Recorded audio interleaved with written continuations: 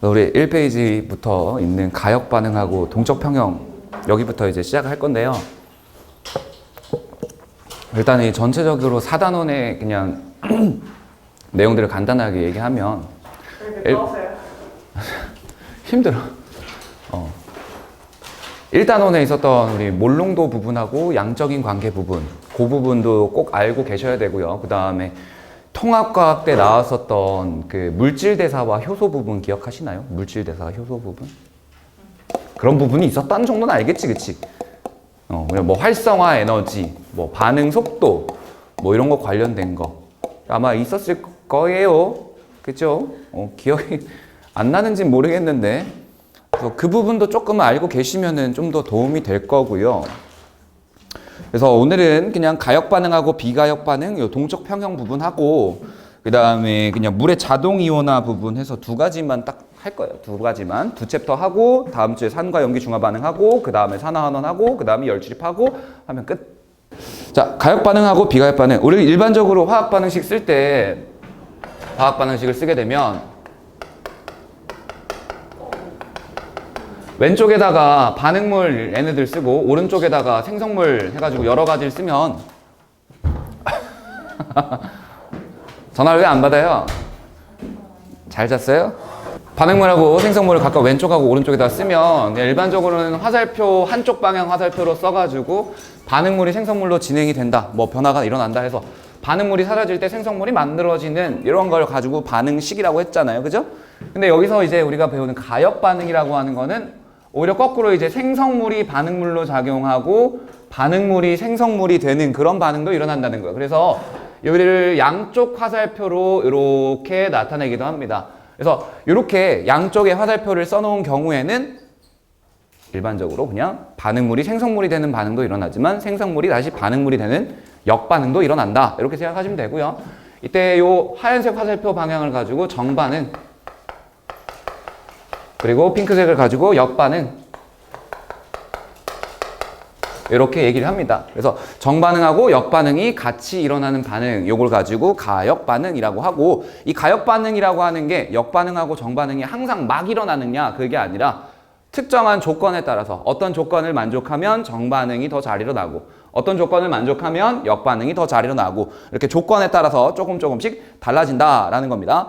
그래서 밑에 있는 가역 반응의 예시들을 보게 되면 몇몇 가지들이 이렇게 쭉 나와 있는데 생소한 거 몇몇 가지만 볼게요. 일단 첫 번째로 물의 증발과 응축이라고 하는 거는 뭐 당연히 알 수 있는 거지. 뭐 여름철에 얼음컵에다가 얼음물을 담아 놓으면 뭐 공기 중에 있던 수증기가 물방울로 달라붙는데 또다시 그 물방울이 사라지기도 하고 증발해서 날아가기도 하고 이렇게 변하죠. 그 다음에 두 번째는 이제 염화 암모늄의 합성과 분해. 우리 중학교 때 이런 실린더 같은 거에다가 쭉 한쪽에다가는 염산을 묻힌 솜, 뭐 한쪽에다가는 암모니아를 묻힌 솜 해가지고 실험한 거 있을 거예요. HCl하고 NH3가 이렇게 있을 때. 그래서 얘가 쭉 날아오고 얘가 쭉 날아와서 한 요쯤에서 흰색의 연기가 만들어진다, 뭐 이런 거 기억나시나요?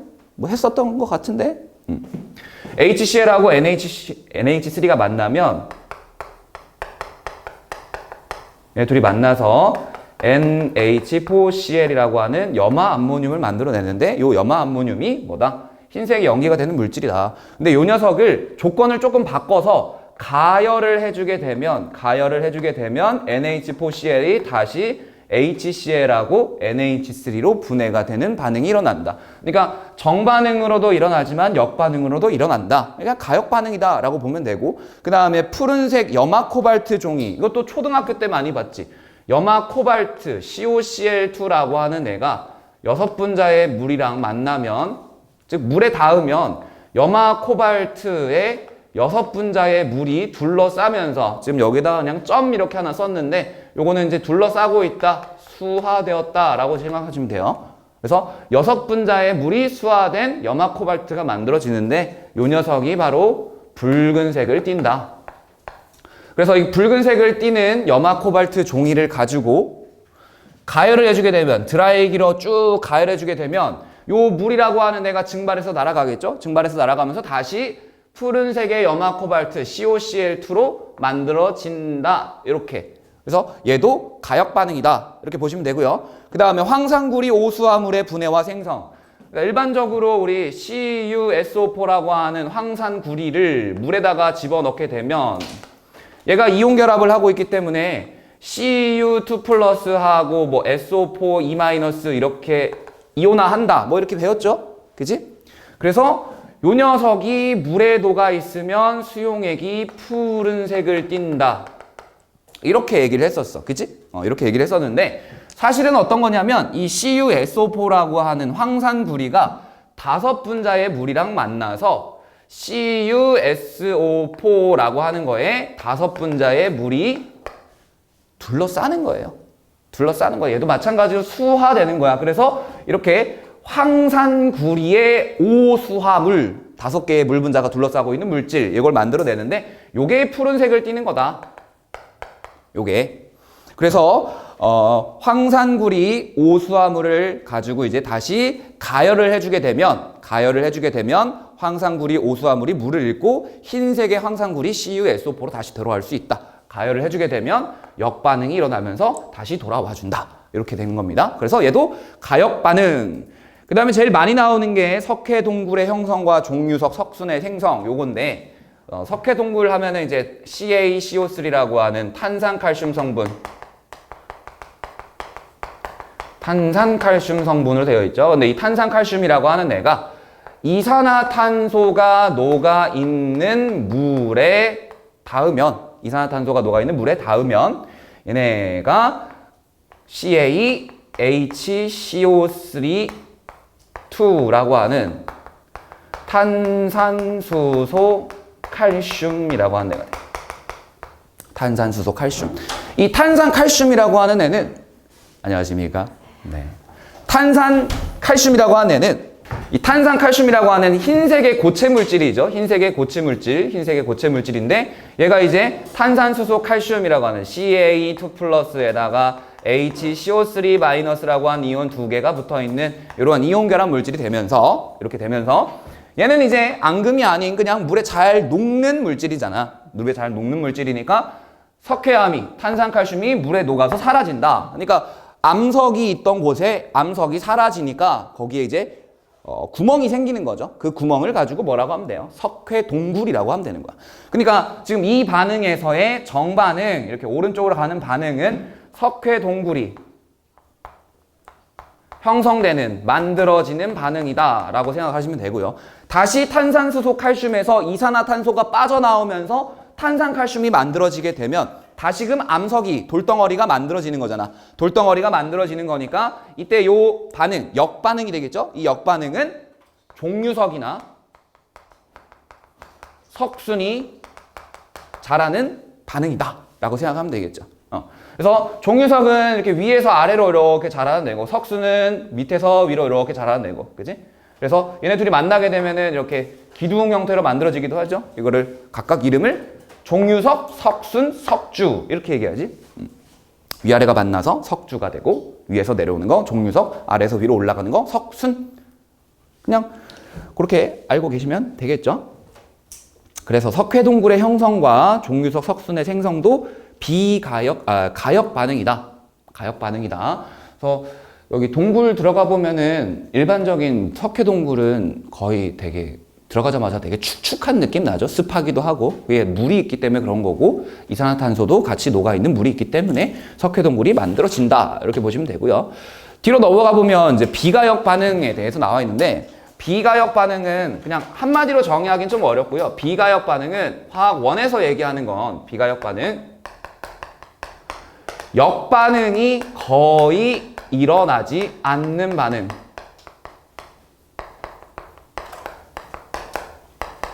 역반응이 거의 일어나지 않는 반응을 가지고 비가역 반응이라 그래요. 완전히 안 일어나는 거는 거의 없어. 근데 한 100만 개 중에서 뭐 한두 개 될까 말까 거의 일어나지 않는다. 확률적으로 엄청나게 낮은 확률이다 라고 생각하면 돼요. 역반응이 거의 일어나지 않는 반응. 그러면은 이런 비가역 반응에는 어떤 게 있느냐? 첫 번째, 일단은 앙금 생성 반응.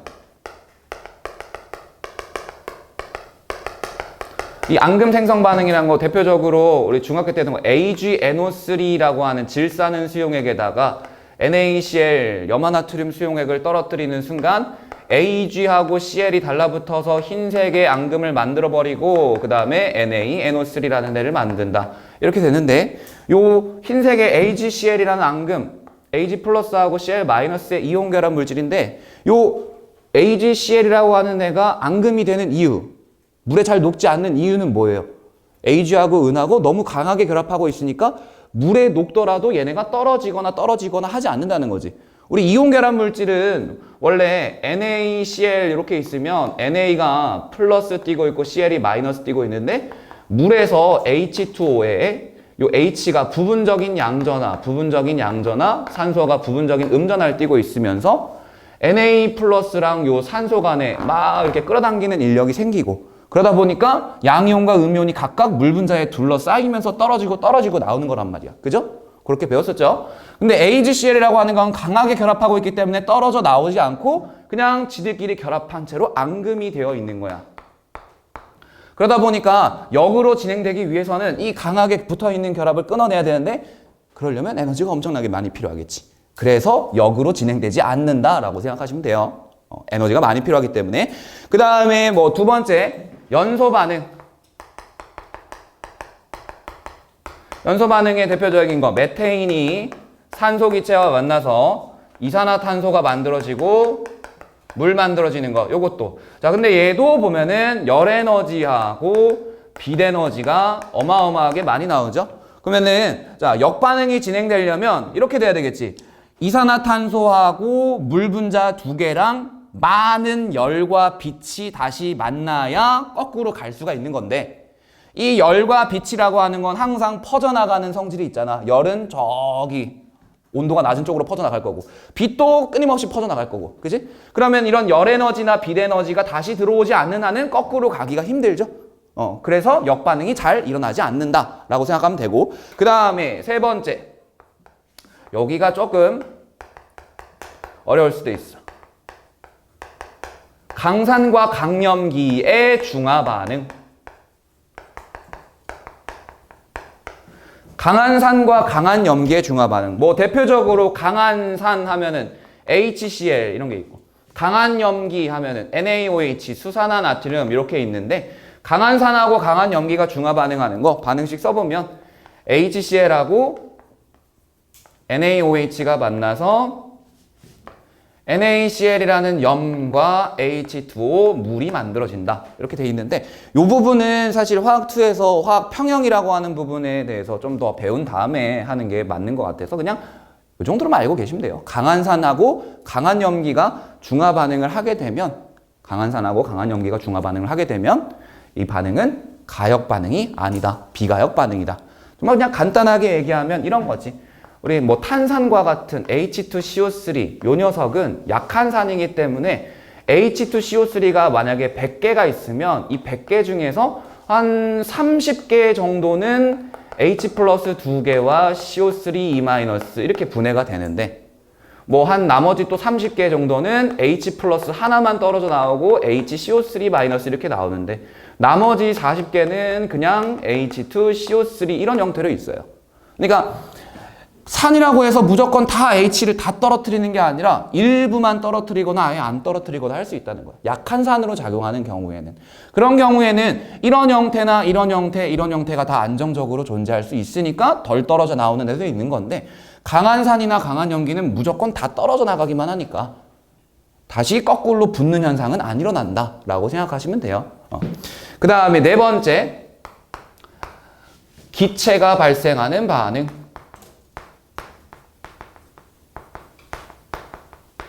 거기에 보면은 마그네슘하고 염산하고 반응을 해서 MgCl2하고 H2 해서 H2가 기체로 발생해 나가는 반응이 있죠. 그럼 이 H2라고 하는 기체가 발생하는 거, 기체는 계속해서 날아가 버릴 거니까 다시 들어올 수가 없는 거지. 그래서 역반응이 거의 일어나지 않는다. 이렇게 간단하게 생각하시면 돼요. 그래서 역반응이 일어나지 않는다라고 하는 거는 뭔가 역으로 진행되기 위해서는 엄청나게 많은 양의 에너지가 필요하거나 하는 그런 경우이기 때문에 거의 일어나지 않는다. 완전히 안 일어나는 건 아니고요. 거의 일어나지 않는다. 이렇게 생각을 하셔야 됩니다. 알겠죠? 그러면 이제 여기에서 우리가 볼 거는 가역 반응에 대한 내용이고, 가역 반응 중에서 이제 동적 평형이라고 하는 말인데, 이 동적 평형이라고 하는 말은 동적이다. 말 그대로 움직인다. 움직인다. 근데 평형이다. 평형이니까 일정한 양을 유지한다. 이렇게 되겠죠. 계속해서 끊임없이 움직이고 있는 중이지만 일정한 양을 유지하고 있는 상태다. 이렇게 되겠죠. 그래서 첫 번째로 이제 동적 평형에서 거기 보면은 왼쪽에 열린 용기하고 오른쪽에 닫힌 용기에 대해서 이렇게 두 가지 실험이 있는데, 왼쪽에 있는 열린 용기의 경우에 열린 용기에다가 뭘 집어넣었죠? 지금 물 집어넣었나? 그냥 물 집어넣었어. 열린 용기에다가 이제 물을 집어넣은 상태고요. 이렇게. 그러면 그냥 뭐 우리 일상생활에서 여기다가 종이컵에다가 물 받아놓고 그냥 탁 올려놓은 상태라고 생각해봐. 그러면 이 물이 시간이 지나면 시간이 지날수록 점점점 증발해서 사라지겠죠. 자, 그러면 증발해서 날아간다. 증발로 날아가서 H2O 기체 상태로 막 나옵니다. H2O 기체 상태로. 근데 이 기체 상태로 나온 애가 막 돌아다니다가 다시 뭐 여기로 들어가거나 아니면은 그냥 주변으로 날아갈 수도 있죠. 그지? 그래서 물이라고 하는 애가 기체 상태로 증발을 해서 막 돌아다니다가 확률적으로 여기 안으로 다시 들어가서 액체가 되는 응축이 일어날 수도 있고, 아니면 그냥 계속 돌아다니다가 저기 가버릴 수도 있고, 이렇죠. 근데 우리 이 증발이라고 하는 현상이 언제 잘 일어났었냐면, 중학교 때 배운 적 있을 거야. 주변이 건조할 때, 그 다음에 온도가 높을 때, 그 다음에 바람이 강하게 불 때, 뭐 이렇게 세 가지가 있었어요. 이 증발이라는 현상이 일어나면서 물 분자가 계속 빠져나가는데, 이쪽으로 들어갈 확률이랑 그냥 주변에 퍼져나갈 확률을 보면은 주변으로 퍼져나갈 확률이 더 높죠. 주변이 더 넓으니까, 공간상으로. 그래서 시간이 지나면 지날수록 점점 내려갑니다. 이게 점점 내려가서 그냥 물이 다 사라져 버려. 물이 다 사라져 버리는데, 닫힌 용기에서는 이번에 물이 이렇게 가둬져 있을 때, 물이 증발을 해서 날아가더라도 어쨌든 요 닫힌 용기 내에 존재하잖아. 닫힌 용기 내에 존재하다 보니까 물론 당연히 닫힌 용기 내에서 여기서 물방울이 돼서 뭐 떨어져 나갈 수도 있고 하지만, 이렇게 들어가서 주변이 수증기로 다 가득 차게 되면은 이제 다시 여기로 응축하는 애랑 증발하는 애랑 응축하는 애랑 증발하는 애랑 계속해서 반복적으로 일어나면서 뭔가 변화가 생긴다는 거죠. 그래서 요 부분을 가지고요, 여기다가 이제 그래프를 하나 그릴 거예요. 어떤 그래프를 그릴 거냐면 시간에 따른 속도,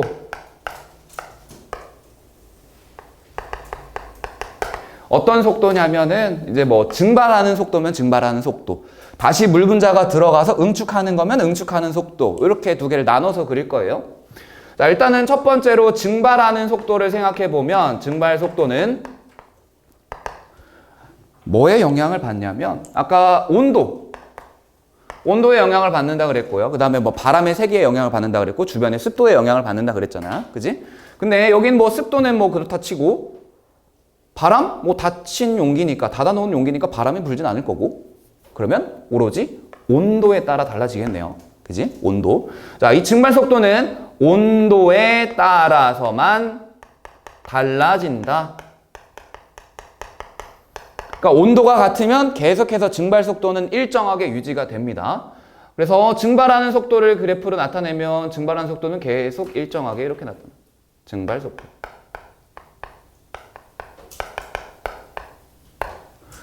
그러면 다시 액체 상태로 응축되는 속도, 요 응축 속도는 어떻게 나타나느냐? 수증기가 있어야 일단 응축이 될 수 있을 거고요. 그치? 수증기가 많으면 많을수록 응축이 더 잘 일어난다. 이렇게 되겠죠? 그래서 수증기의 양에 따라서 달라진다.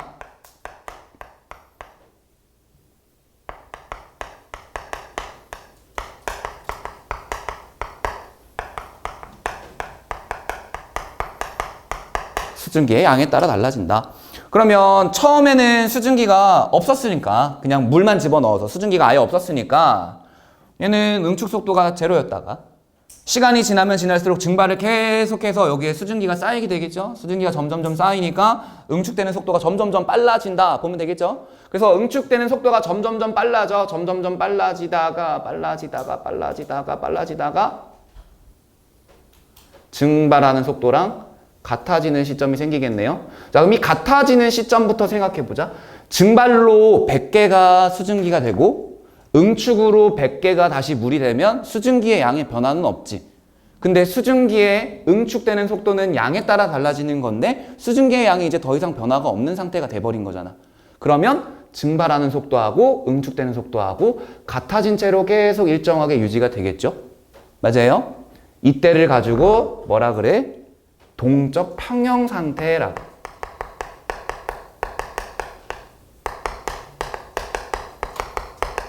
동적 평형 상태. 증발도 일어나는데 응축도 계속 일어나는 중이고 그렇지만 수증기의 양하고 물의 양이 전혀 변화가 없는 상태가 되었지. 맞아요? 더 이상 변화가 없어. 증발하는 속도하고 응축하는 속도하고 그리고 양도 변화가 없어. 자, 이러한 상태를 가지고 동적 평형 상태라고 합니다. 그럼 이런 동적 평형 상태에 도달했을 때는 꼭 기억할 게 계속해서 끊임없이 움직이고 있기 때문에 뭐 여기에 수증기 분자가 그리고 물 분자가 있을 때 그 모든 수증기 분자하고 물 분자에다가 번호 표시를 해놔. 뭐 예를 들어서 1번부터 100번까지가 지금 현재 물이고 뭐 101번부터 200번까지가 현재 수증기 뭐 이렇게 표시를 해놓은 상태야. 근데 끊임없이 계속 증발도 일어나고 응축도 일어나니까 시간이 지난 후에 살펴보게 되면 1번부터 100번까지 전부 다 물이었지만 뭐 1번은 물에 있고 10번은 수증기가 되어 있고 15번은 다시 그냥 물로 들어와 있고 뭐 20번은 다시 수증기가 되어 있고 반대로 101번은 수증기인 채로 그대로 있지만 150번의 수증기였던 애는 물이 되어 있고 이런 식으로 막 바뀌어 있겠지. 무슨 말이에요? 동적 평형 상태이기 때문에 증발하고 응축이 끊임없이 일어나면서 계속 물이었던 애가 물로 있는 게 아니라 수증기도 됐다가 물이 됐다가 수증기도 됐다가 물이 됐다가 계속해서 반복적으로 일어나기 때문에 전체적으로 양이 섞여버리게 된다는 거지. 알겠어요? 자, 그랬을 때 이러한 물의 증발과 응축처럼 지금 물이라는 녀석의 액체 상태하고 기체 상태 지금 두 가지 상태가 같이 있는 상황이 있죠.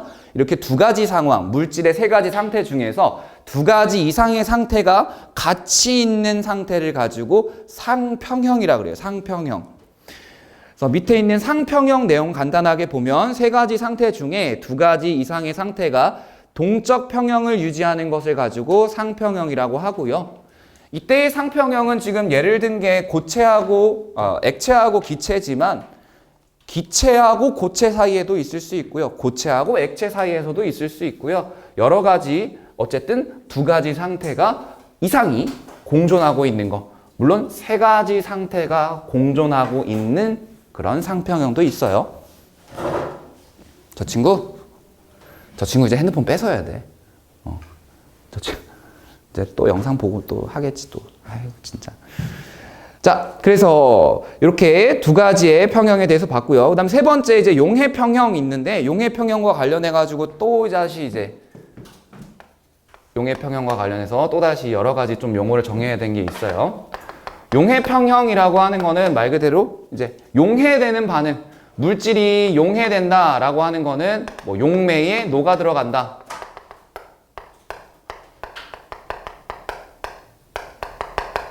이건데 용매에 녹아 들어가는 애가 있으면 녹아 들어가는 반응에 거꾸로 되는 역반응은 뭐예요? 녹아 들어갔으니까 다시 나오는 거지. 그지? 석출. 용액에 녹아있던 용질이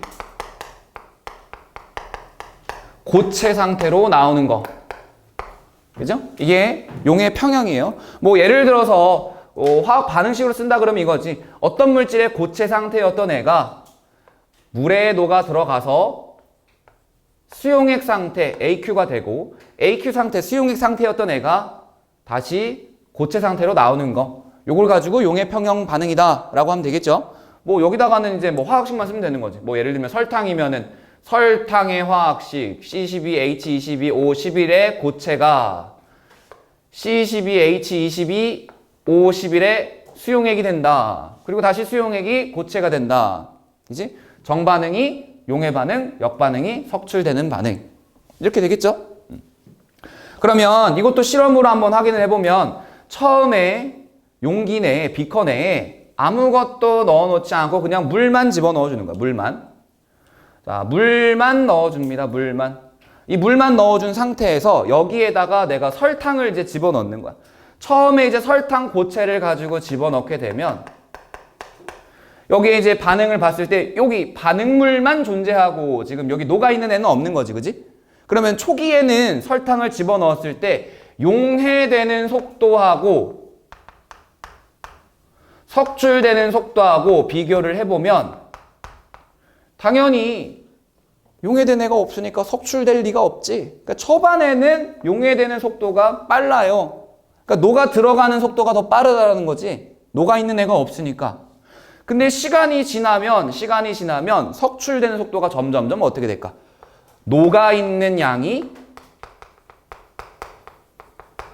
증가하면서 석출되는 속도도 점차 증가하겠죠. 녹아있는 양이 점점점 늘어나니까. 그래서 시간이 지나다 보면은 결국에는 용해되는 속도하고 석출되는 속도하고 같아지는 시점이 생기겠네요. 이때를 가지고 용해 평형 상태라고 해요.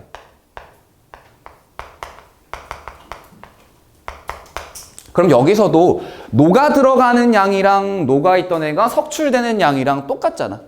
100개의 설탕 분자가 녹으면 100개의 설탕 분자가 고체로 나오고 뭐 150개의 설탕 분자가 녹아 들어가면 150개의 설탕 분자가 용해되어서 나오는 거. 맞죠? 석출되어 나오는 거고. 자, 이런 식으로 계속해서 정반응인 용해와 역반응인 석출이 동시에 일어나면서 속도도 똑같게 유지가 되는 거. 그래서 겉보기에는 변화가 거의 일어나지 않는 것처럼 보이는 상태. 이 상태를 가지고 용해 평형이라고 그래요.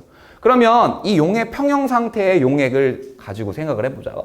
더 이상 용질이 녹아 들어가지가 않는 거죠. 용질이 처음에 이제 100g 녹아 있는 상태에서 평형 상태에 도달했다라고 하면 더 이상 용질이 녹아 들어가는 상태가 아니지. 최대로 녹아 있는 상태가 되는 거죠. 우리 이렇게 최대로 녹아 있는 상태를 뭐라 그래? 포화 상태라 그러죠. 용질이 최대로 녹아 있는 상태. 요거 가지고 포화용액이라고 하죠. 그랬을 때 이 포화용액에 용매 100g당 녹아있는 용질의 질량, 요걸 가지고 용해도라고 얘기하지. 중학교 때 배웠었죠? 그래서 그래프 하나 그린 다음에 얘를 몇 도씨로 냉각을 하면 뭐 얼마나 석출되겠는가 뭐 이런 거 계산하는 거 기억나시죠? 이제 뭐 40도씨였는데 20도씨로 냉각을 하면 몇 g만큼이 석출된다. 이렇게. 그래서 일정한 온도에서 일정량의 물에다가 설탕을 계속 넣으면 설탕이 녹아 들어가다가 어느 순간부터 가라앉아서 설탕이 더 이상 녹지 않는 것처럼 보이는데 그때가 용해 평형 상태고요. 용해 평형 상태의 용액을 포화용액이라고 그러고 포화용액은 용질이 최대로 녹아 있는 상태를 얘기한다. 그때의 온도에서의 뭐 용매 100g당 녹아 있는 용질의 질량을 가지고 용해도라고 얘기를 한다. 이렇게 보시면 되겠죠. 그래서 실제로 이제 용해되는 반응하고 석출되는 반응이 계속 일어나는지를 확인하는 실험이 이제 밑에 있는 염화나트륨 포화 수용액 속에서의 용해와 석출입니다. 아까 전에 여기서 얘기했던 것처럼 뭐 물 1번부터 100번까지 수증기는 101번부터 200번까지 이렇게 표시를 해놓은 다음에 시간이 지나고 보면은 1번부터 100번까지가 전부 다 물에 있는 게 아니라 수증기로도 있고 물로도 있고 여기도 마찬가지 수증기로도 있고 물로도 있고 이렇다 했잖아. 그지? 염화나트륨이라고 하는 애를 가지고 실험에 사용을 하는데 염화나트륨이 나트륨에다가 동위원소 표지를 하는 거예요. 동위원소 표지를. 나트륨이라고 하는 애는 원래 원자번호 11번에다가 질량수를 23 갖고 있는 애인데 자, 그렇게 된 23의 질량수의 NA를 이용한 염화나트륨. 그 다음에 24의 질량수를 이용한 NaCl, 염화나트륨. 이렇게 둘을 가지고 실험을 하는 거야. 처음에는 그냥 요 녀석만 가지고 포화 용액을 만드는 거야. 그러니까 용액이 이렇게 있을 때 여기 안에는 처음에 이제 23NaCl, 23짜리 NaCl 가지고 녹여놔서 여기 안에는 이제 23짜리 NaCl만 포화되어 있는 그런 상태의 용액을 만든 다음에 그 다음에 이제 24짜리 NA를 이용한 NaCl을 여기다 첨가를 해주는 거야. 그럼 처음에는 용액 안에는 23짜리 NaCl만 있고 그 다음에 석출된 형태로는 24NA만 있겠죠? 그지? 처음에는 이미 포화 상태로 만들었으니까 24짜리 NaCl은 그냥 고체 상태로만 있을 거고 23짜리 NaCl은 전부 다 녹아있는 상태로 있을 건데 시간이 지나고 나면은 어떻게 된다? 24짜리 NaCl이 녹아 들어가기도 하고 23짜리 NaCl이 고체로 석출되기도 하고 다시 이제 23짜리가 왔다 갔다 하면서 이제 용해되는 거하고 석출되는 게 끊임없이 계속해서 일어나겠죠? 그래서 시간이 지나고 나면 여기 석출된 고체 부분하고 그 다음에 용액 이렇게 들어있는 용액 부분 여기 부분하고 두 군데에서 모두 다 23짜리와 24짜리가 발견될 수 있다라는 거예요. 계속해서 끊임없이 일어나고 있기 때문에 23짜리가 녹아있기만 한 게 아니라 석출된 것도 있을 거고 24짜리가 석출된 것만 있는 게 아니라 녹아있는 것도 있을 거다. 그래서 반응이 멈춘 것처럼 보이지만 염화나트륨이 용해되는 반응과 석출되는 반응이 끊임없이 일어나기 때문에 23짜리와 24짜리가 모두 발견될 수 있다. 양쪽에서. 그래서 이렇게가 가역 반응과 동적 평형에 대한 전반적인 내용이고요. 뒤에 4페이지에 빈 공간이 넉넉하게 있거든요. 그 빈 공간 넉넉한 데다가 이런 내용들 좀 정리를 해봅시다. 자, 우리 화학 반응이라고 하는 게 일어날 때 반응 속도라고 하는 거, 반응 속도에 영향을 주는 요인.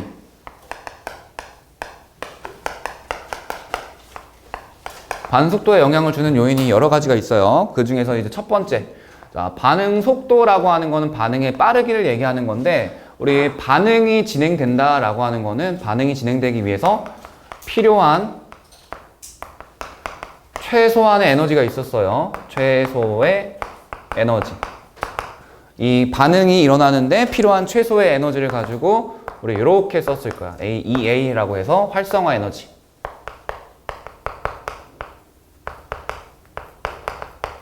아마 요 그림 그리면은 이해를 할 수 있겠죠. 여기 세로축이 에너지고요. 그 다음 가로축은 그냥 의미 없다라고 보시면 돼요. 반응 진행 뭐 이렇게 보면 돼.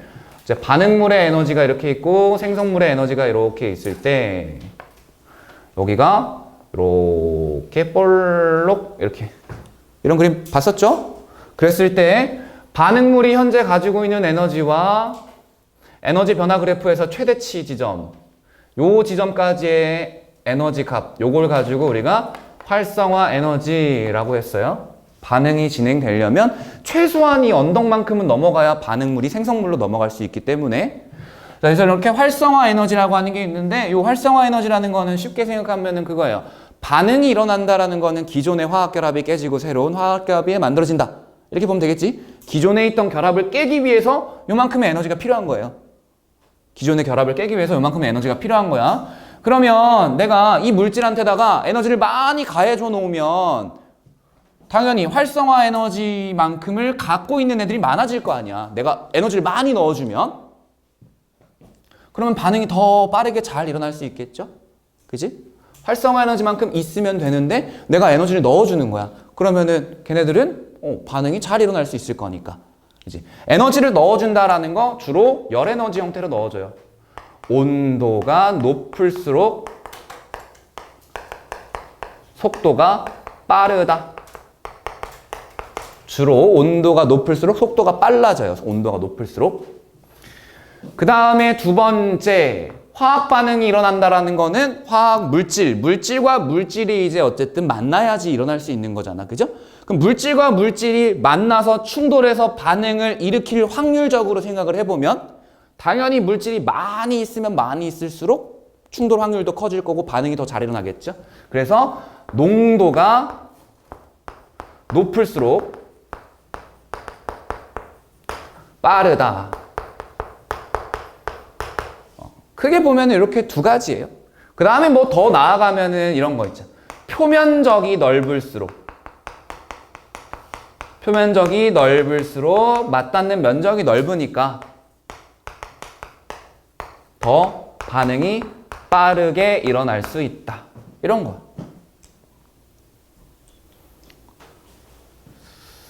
근데 요것과 관련해가지고 아까 전에 했었던 동적 평형이랑 조금 매칭을 해보면 우리 물의 증발과 응축이 있죠? 물의 증발과 응축.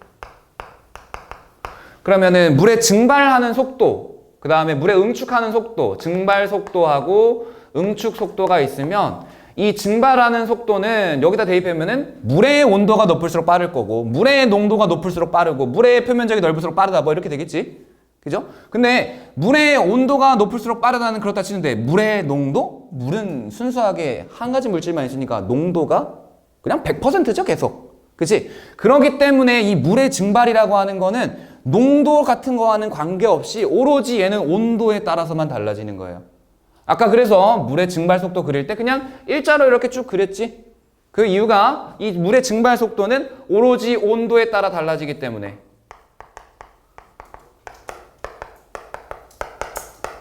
얘는 온도에 따라서만 달라지기 때문에. 그래서 온도가 높아지면은 더 빠르게 증발할 수 있어요. 물론 표면적이 넓을수록 빠른 거 돼. 근데 우리 일반적으로 그냥 한 가지 용기 내에서만 반응을 하기 때문에 그 용기 내에서 물의 표면적이 뭐 변하진 않잖아요. 그지? 물을 이렇게 물컵에다 받아 놓은 경우랑 물을 바닥에 뿌려서 이렇게 펼쳐 놓은 경우랑 당연히 펼쳐 놓은 경우가 더 증발이 빠르게 일어나는 거 맞잖아. 그지? 근데 우리 이 표면적은 잘 보진 않을 거고요. 온도하고 농도 이렇게 두 가지에 대해서 잘 볼 거예요.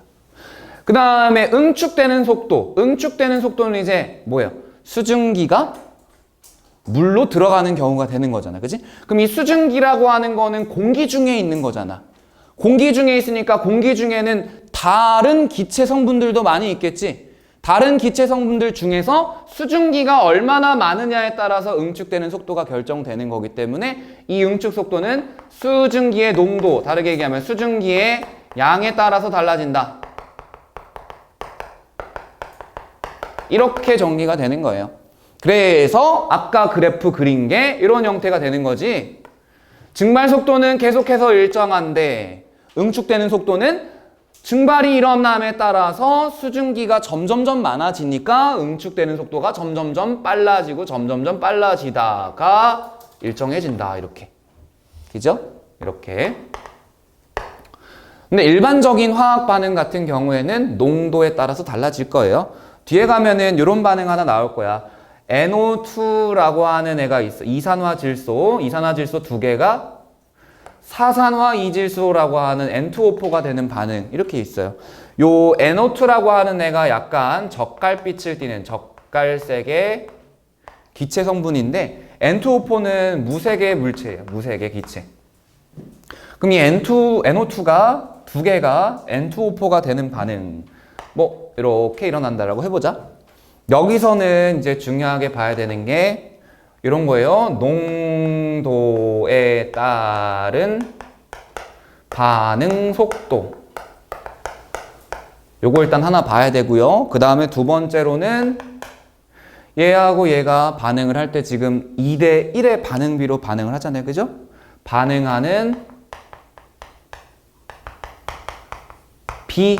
요것도 잘 봐야 돼요. 그래서 보통 이런 문제 같은 경우에는 속도 문제보다는 농도 변화를 그래프로 주기도 합니다. 그래서 얘 같은 경우에 이렇게 농도 변화 그래프를 주게 되면 농도고요. 그 다음에 시간 이렇게 주면 처음에 요 NO2를 첨가했다고 해볼게요. NO2 처음에 NO2를 첨가 여기 밑에다 쓸까? 여기다 NO2를 첨가한 시점 NO2를 첨가를 해서 이제 NO2만 있는 상태예요.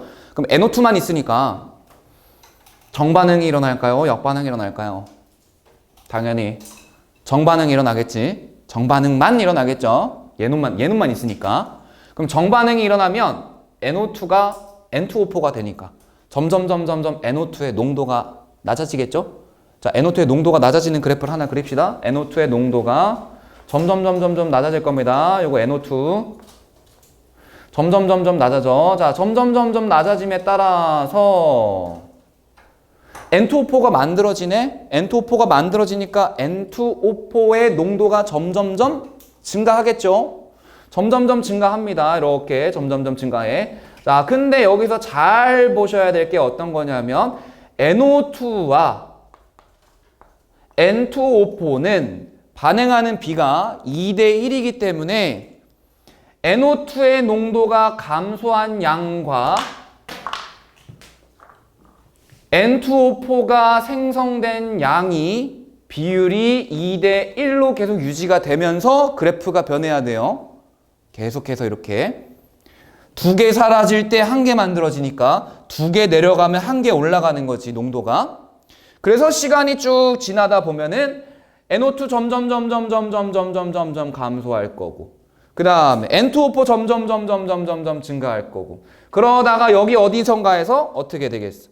여기 어디선가에서 이렇게 쭉 해서 만나는 시점이 생기겠지. 그죠? 그 시점부터가 이제 뭐가 되는 거예요? 동적인 평형 상태가 되는 거야. 동적인 평형 상태. 그래서 자, 얘처럼 이렇게 농도를 시간에 따른 변화로 준 그래프가 나올 수도 있고요. 아니면 물의 증발과 응축처럼 속도에 대한 시간 그래프를 준 경우도 있습니다. 그러니까 두 가지 그래프가 나올 수 있으니까 얘도 해석하는 거, 얘도 해석하는 거 잘 보시면 돼요. 감소, 증가. 2대 1로 변화가 있는 거예요. 응? 그 비율 계속 같아야지, 변화 비가. 왜냐하면은 2개 사라질 때 하나 만들어지는 거니까. 계속 겹쳐져 있어요? 이 이후에 계속 겹쳐져 있지. 왜냐하면 아까 동적 평형 상태에 도달하게 되면은 농도의 변화가 없는 것처럼 나타난다 그랬잖아. 농도의 변화가 없는 것처럼. 왜? 얘도 양이 일정하게 유지되고 얘도 양이 일정하게 유지되잖아. 양이 일정하게 유지가 되니까 농도가 일정하지. 그러니까 속도가 변화가 없는 거야. 2개가 하나 되면 하나가 2개 되고, 2개가 하나 되면 하나가 2개 되고, 속도가 똑같이 일어나니까 변화가 없잖아. 동적 평형에 도달하면 정반응 속도하고 역반응 속도가 똑같아서. 그지? 그러니까 더 이상의 겉보기에는 농도 변화가 아예 없는 거야, 겉보기에는. 그러면 여기 이제 문제에서는 이렇게 색깔도 주어졌기 때문에 색깔을 가지고 대입해서 보면 NO2의 농도가 점점 감소하고 있으니까 젓갈색이 옅어진다라고 해석을 하면 되고, 옅어지다가 동적 평형 이후로부터는 더 이상 농도의 변화가 없으니까 색깔 변화가 없다. 이렇게 되겠지. 그죠? 젓갈색이 옅어지다가 색깔 변화가 없다. 이런 식으로. 실제로 문제로 나올 겁니다, 뒤에서. 그래서 미리 한번 얘기한 거예요. 그래서 이렇게 정리 한번 해 보시고요. 그 다음에 밑에 이제 개념 확인 문제 빠르게 체크해 봅시다. 이 반응하는 조건에 따라서 정반응하고 역반응이 모두 일어날 수 있는 반응을 가지고 가역반응이라고 하고요. 파란색 염화 코발트 종이에 물을 떨어뜨리면, 덜어가 아니라 떨어뜨리면 붉은색으로 변하고, 붉은색 염화 코발트 종이를 가열하면 다시 파란색으로 변하죠. 연소 반응, 앙금 생성 반응과 같이 한 방향으로만 진행되는 반응을 가지고 비가역 반응이라고 하고요. 물과 수증기의 동적 평형처럼 한 가지 물질의 2가지 이상의 상태 사이의 평형을 가지고 상평형. 용질이 용매에 용해되는 속도와 석출되는 속도가 같아서 겉보기에는 용해나 석출이 일어나지 않는 것처럼 보이는 상태를 용해평형이라고 하고요. 6번에는 가로가 빠졌는데 용해평형을 이루고 있는 용액을 포화용액이라고 하죠. 그래서 뒤로 가보시면 10번 문제, 6페이지에 10번 문제가 그런 문제가 있죠. 지금 아까 방금 전에 했던 NO2가 N2O4가 되는 반응. NO2 두 개가 N2O4가 하나가 되는 반응입니다. 그러면 시험관에다가 NO2를 넣어놓고 기체를 넣어놓고 밀폐시킨 다음에 가만히 놓아놓았더니 다 이후에 젓갈색이 더 이상 옅어지지 않았다. NO2가 젓갈색을 띠고 있는데 더 이상 옅어지지 않았다. 그러니까 다 이후부터는 더 이상의 농도 변화가 없는 동적 평형 상태이다 라는 게 해석이 되겠죠. 다 이유는 동적 평형 상태입니다. 그러면 동적 평형 상태에 도달하기 이전까지는 어떨까? 동적 평형에 도달하기 이전까지는 NO2의 농도가 더더더더더더 감소하고 있는 상태고 N2O4의 농도는 더더더더더 증가하고 있는 상태지. 그러면 실제로 정반응이라고 하는 NO2가 N2O4 되는 속도하고 역반응 N2O4가 NO2가 되는 속도를 비교해 보면 NO2의 농도가 감소하고 있다는 것 자체가 얘가 더 빨리 사라진다. 얘가 반응물로 작용하는 게 더 빠르게 일어난다. 이런 거지. 그러니까 동적 평형 상태를 기준으로 정반응 속도가 역반응 속도보다 더 빠른 거다라고 생각할 수 있겠네요. 맞아요? 정반응이 더 빨라야 NO2가 더 사라지고 N2O4가 더 만들어질 거니까. 그래서 기억번의 정반응 속도는 가가 나보다 빠르다. 이렇게 나와 있는데 정반응 속도는 점점 어떻게 될까요? 정반응 속도는 역반응보다 빠른 건 맞는데 얘 계속 농도가 줄어들고 있으니까 정반응 속도는 점점 줄어들 거고, 그지? 그리고 역반응 속도는 점점 어떻게 돼요? 얘가 양이 늘어나고 있어서 농도가 늘어나고 있으니까 점점 빨라지고. 그러니까 정반응 속도는 점점 느려지고 역반응 속도는 점점 빨라지다가 만나는 시점이 생기겠지? 그 만나는 시점에 동적 평형 상태에 도달한다. 이렇게 되는 거예요. 그래서 기억번의 정반응 속도는 가에서가 빠른 거 맞고요. 그 다음에 역반응 속도는 역반응의 반응물의 양을 보면 되겠지. 역반응의 반응물의 양, N2O4의 양을 보면 돼. 나하고 다 중에서 어디가 더 N2O4가 많아요? 다에서 더 많지?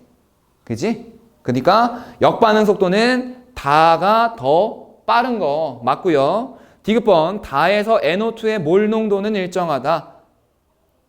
더 이상 농도의 변화가 없는 상태죠. N2O4나 NO2나 동적 평형에 도달했으니까. 그래서 농도는 일정하죠. 그지?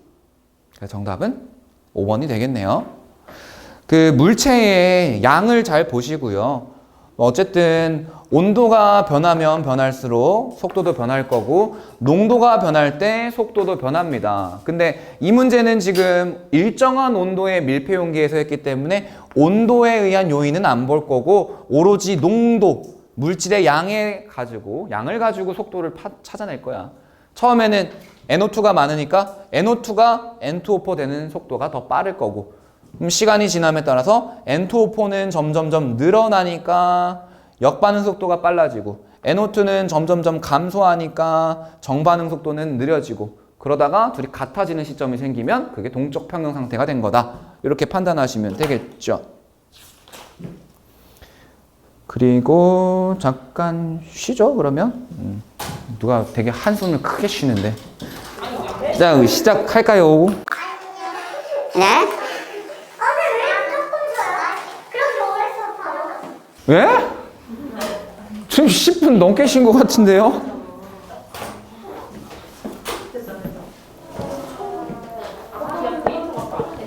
내가 아까 끝나고 질문해가지고 얼마 안 쉰 거지.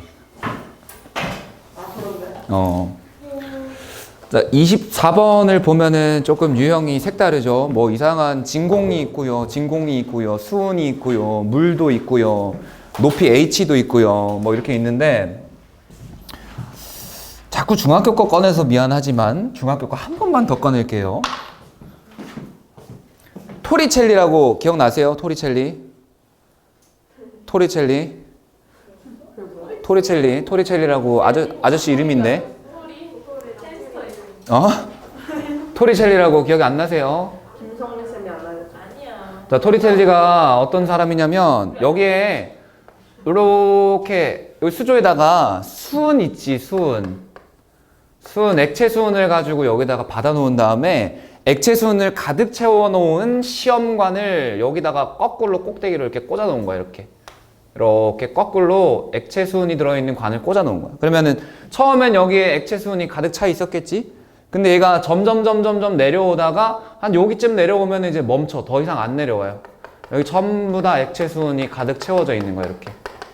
이렇게. 그러면은 얘가 이렇게 내려오다가 멈췄으니까 여기는 지금 현재 진공인 상태가 될 거고, 그지?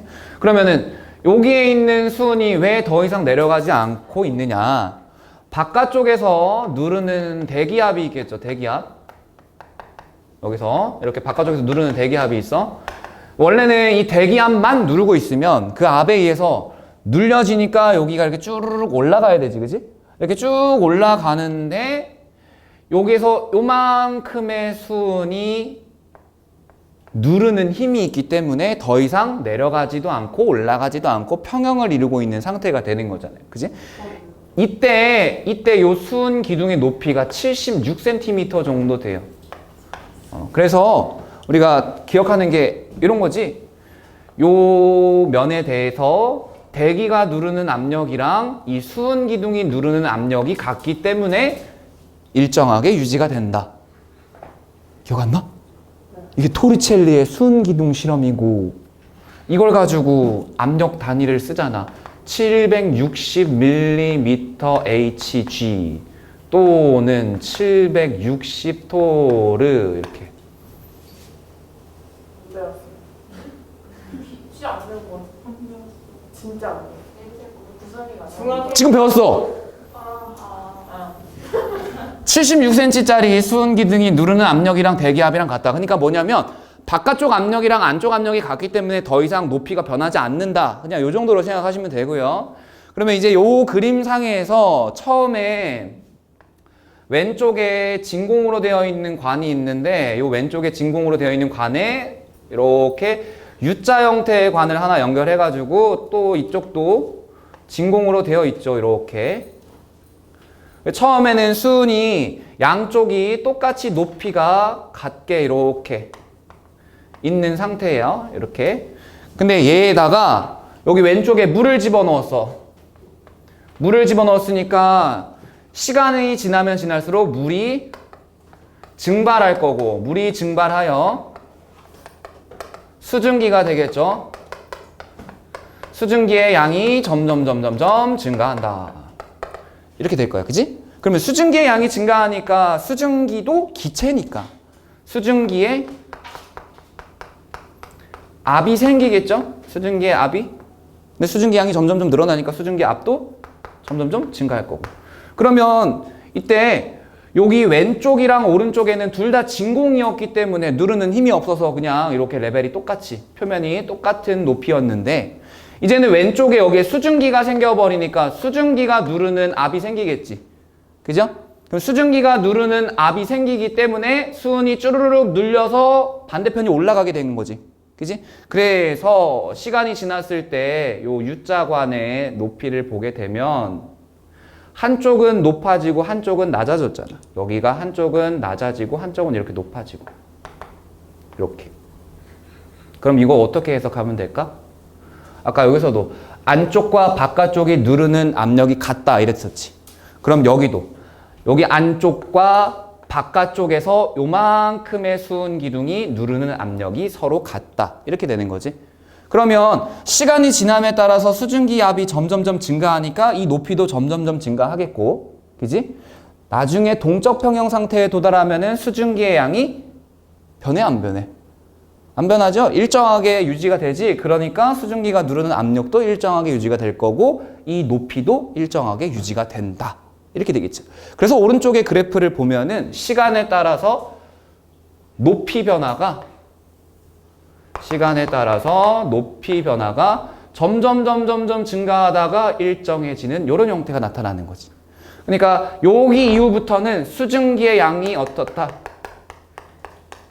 일정하게 유지가 되는 거고 여기 부분은 어떻게 되는 거야? 수증기 양이 증가하고 있는 거다. 이렇게 해석하면 되겠죠? 그래서 그 표에서 T1하고 T2 시점, 그래프에서 T1하고 T2 시점을 비교해보면 T1 시점은 아직 증발하는 속도가 더 빠른 상태가 되는 거고 T2 시점은 증발 속도하고 응축 속도가 같아져서 동적 평형 상태에 도달한 상태가 된다라고 하면 되는데 귀신인가요? 귀신인가요? 자, 기억번 증발 속도하고 응축 속도에 대해서 물어봅니다. 증발 속도는 T1에서가 T2에서보다 빠르다라고 되어 있는데 우리 앞에서 배웠던 그냥 그 그래프 그대로 갖고 오면 돼요. 여기가 지금 동적 평형 상태죠. T1하고 T2 시점 사이 지점. 그러니까 요 사이 지점을 기준으로 증발하는 속도는 그냥 이렇게 쓰면 되겠지. 이게 증발 속도. 그 다음에 응축 속도는 점점 증가하다가 일정해지는, 같아지는 이런 상태로 응축 속도. 이렇게 그려놓고 해석을 하면 T1일 때는 증발 속도가 응축 속도보다 빠른 거고 T2일 때는 증발과 응축 속도가 같은 상태다. 이렇게 보면 되겠죠? 그래서 기억번 증발 속도는 T1에서가 T2에서보다 빠르다. T1이나 T2나 증발 속도는 어떻다? 같다. 이유는 온도가 일정한 상태이기 때문에. 그지?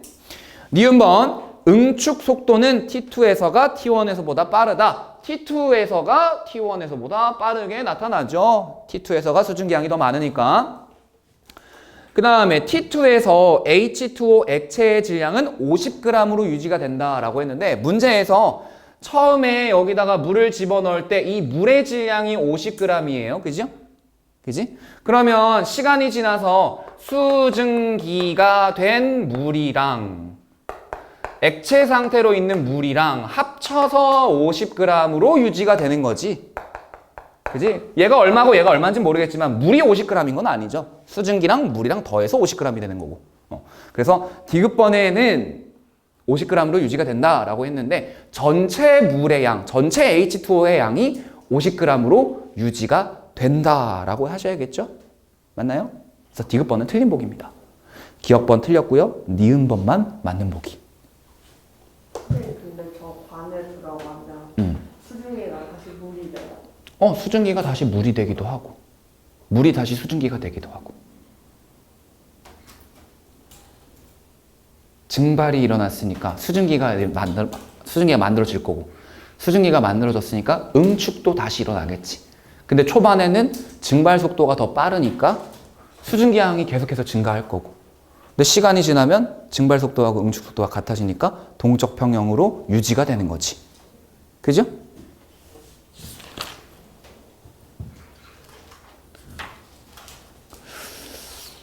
자, 그래서 나머지는 문제 한번 풀어보시면 될 것 같아요. 나머지 다 똑같은 문제라서 14페이지의 12번 같은 경우에는 아까 얘기했던 그래프가 다른 형태로 나오는 거 있죠? 시간에 따른 몰농도 변화 그래프. 그래서 얘 같은 경우에는 기체 A가 반응해서 기체 B를 생성하는 화학 반응식인데 여기서 보다시피 A가 2개 반응할 때 B가 하나 만들어지지. 그죠? A가 2개 반응할 때 B가 하나가 만들어집니다. 그래서 A의 몰농도 감소하는 양이 B의 몰농도 증가하는 양보다 훨씬 더 많이 나타나죠? 크게 나타나죠? A가 2개 사라질 때 B가 하나가 만들어지는 거니까. 그러면 T1인 시점은 A가 그래도 아직 감소하는 중이고 B가 증가하는 중인 거니까 아직 동적 평형 상태는 아니죠. 근데 T2 이후 시점부터 보면은 A와 B의 농도가 일정하게 유지가 되니까 T2 이후 시점부터는 동적 평형 상태가 된다 라고 볼 수 있겠지요. 그래서 기억번에서 T1 정반응 속도하고 역반응 속도가 같다라고 했는데 같으면 동적 평형인 거잖아. 그치? 근데 동적 평형 상태가 아니죠. 오히려 정반응 속도가 더 빠르다라고 봐야 되나요? 맞아요? 자, 해석을 하면 이렇게 되는 거잖아. 2개의 A가 B가 되고 B가 2개의 A가 된다. 처음에는 얘만 있었으니까 당연히 정반응 속도가 더 빠르다. 이렇게 될 거고 정반응 속도가 빠르게 막 일어나는 거니까 생성물의 양이 점점점, 즉 B의 양이 점점점 증가한다. 이렇게 될 거고, 비의 양이 증가하니까 역반응 속도가 점점점 빨라진다. 이렇게 될 거고, 정반응 속도가 빠르게 일어남에 따라서 A의 농도가 감소하니까 정반응 속도는 점점점 느려진다. 이렇게 되겠지. 그러니까 동시에 해석을 해보면 A가 B가 되는 반응이 일어나기 때문에 A의 농도는 감소하므로 정반응 속도가 처음에는 빨랐지만 점점점 느려지고, B라는 물질이 점점점 만들어지니까 역반응 속도가 점점점 빨라진다. 그러다가 정반응 속도, 역반응 속도 같아지는 시점에서 동적 평형 상태에 도달한다. 이렇게 되겠죠? 그래서 속도를 그리면, 속도 시간 그래프를 그리면 정반응 속도를 가지고 하얀색으로, 그 다음에 역반응 속도를 파란색으로 나타내면 정반응 속도는 점점 줄어들어서 이렇게 나타날 거고, 역반응 속도는 점점 빨라지면서 이렇게 나타날 거고, 그러다가 일정한 시간이 지나면 둘이 속도가 같아지는, 여기가 동적 평형 상태 이렇게 되겠죠? A가 점점점 줄어드니까 속도가 느려지고, B는 점점점 많아지니까 속도가 빨라지고, 이렇게. 그래서 몰롱도 시간 그래프랑 속도 시간 그래프랑 조금 모양이 달라요. 어쨌든 근데 같아지는 시점이 생기는 건 생긴다. 일정하게 유지가 되는 시점, 그때가 동적 평형 상태 이렇게 보시면 되고요. 그래서 기억번에서 T1에서는 정반응 속도가 더 빠르다라고 봐야 되고, T2에서 동적 평형 상태이기 때문에 정반응 속도와 역반응 속도가 같다 이렇게 봐야 되지. 그래서 역반응은 일어나지 않는다라고 했으니까 틀린 보기가 될 거고요. 디귿번의 T2 이후에 A의 농도 분의 B의 농도, A도 양이 일정하게 유지가 되고 B도 양이 일정하게 유지가 되니까 둘의 농도 B는 일정하게 유지가 되겠지요. 그래서 디귿번도 맞는 보기. 그래서 니은 틀렸고요, 기억 틀렸고 디귿만 맞네. 2번이 답이 되겠죠. 그래서 전체적으로 이 동적 평형이라고 하는 게 어떤 물질이 먼저 들어가 있느냐에 따라서 정반응이 우세하게 먼저 일어날 수도 있고 역반응이 우세하게 먼저 일어날 수도 있어. 지금 이 문제는 A를 집어넣어 준 상태에서 B가 되는 반응을 보는 거니까 A가 B 되는 정반응이 더 빨리 일어났던 거고 처음에. 근데 만약에 내가 B를 넣어줬어. B를 넣어줬으면 B가 두 개의 A로 되는 반응, 역반응이 더 처음에 빨리 일어나겠지. 그지? 어떤 물질이 얼마나 더 많이 있었는지 농도에 따라서 결정이 된다라고 보시면 되겠습니다. 그래서 정리하고요. 17쪽으로 넘어가서 이제 오늘의 본격적인 진도를 나가보죠. 이거는 이제 여기 가역 반응이라는 부분은 이제 두 번째 챕터 자동 이온화 이 부분을 하기 위한 초석, 첫걸음이라고 보시면 돼요. 자, 물의 자동 이온화. 순수한 물에서 매우 적은 양의 물 분자들끼리 수소 이온을 주고받아서 이온화하는 반응. 실제로 이온화라고 한다라는 건, 이온화라고 부르는 거는 어떤 분자가, 어떤 물질이 있는데 그 어떤 물질이 두 개로 쪼개지면서 두 개로 뭐 이렇게 하나 쪼개지고 하나 이렇게 쪼개져서 하나는 플러스 하나는 마이너스 이렇게 양이온과 음이온으로 쪼개지는 걸 가지고 이온화라고 얘기를 하는데, 실제로 이제 물의 자동 이온화, 물의 이온화라고 하는 애는 이렇게 물 분자 하나가 양이온, 음이온으로 쪼개지는 거라기보다는 물과 물이 만나서 반응이 일어나는 거예요.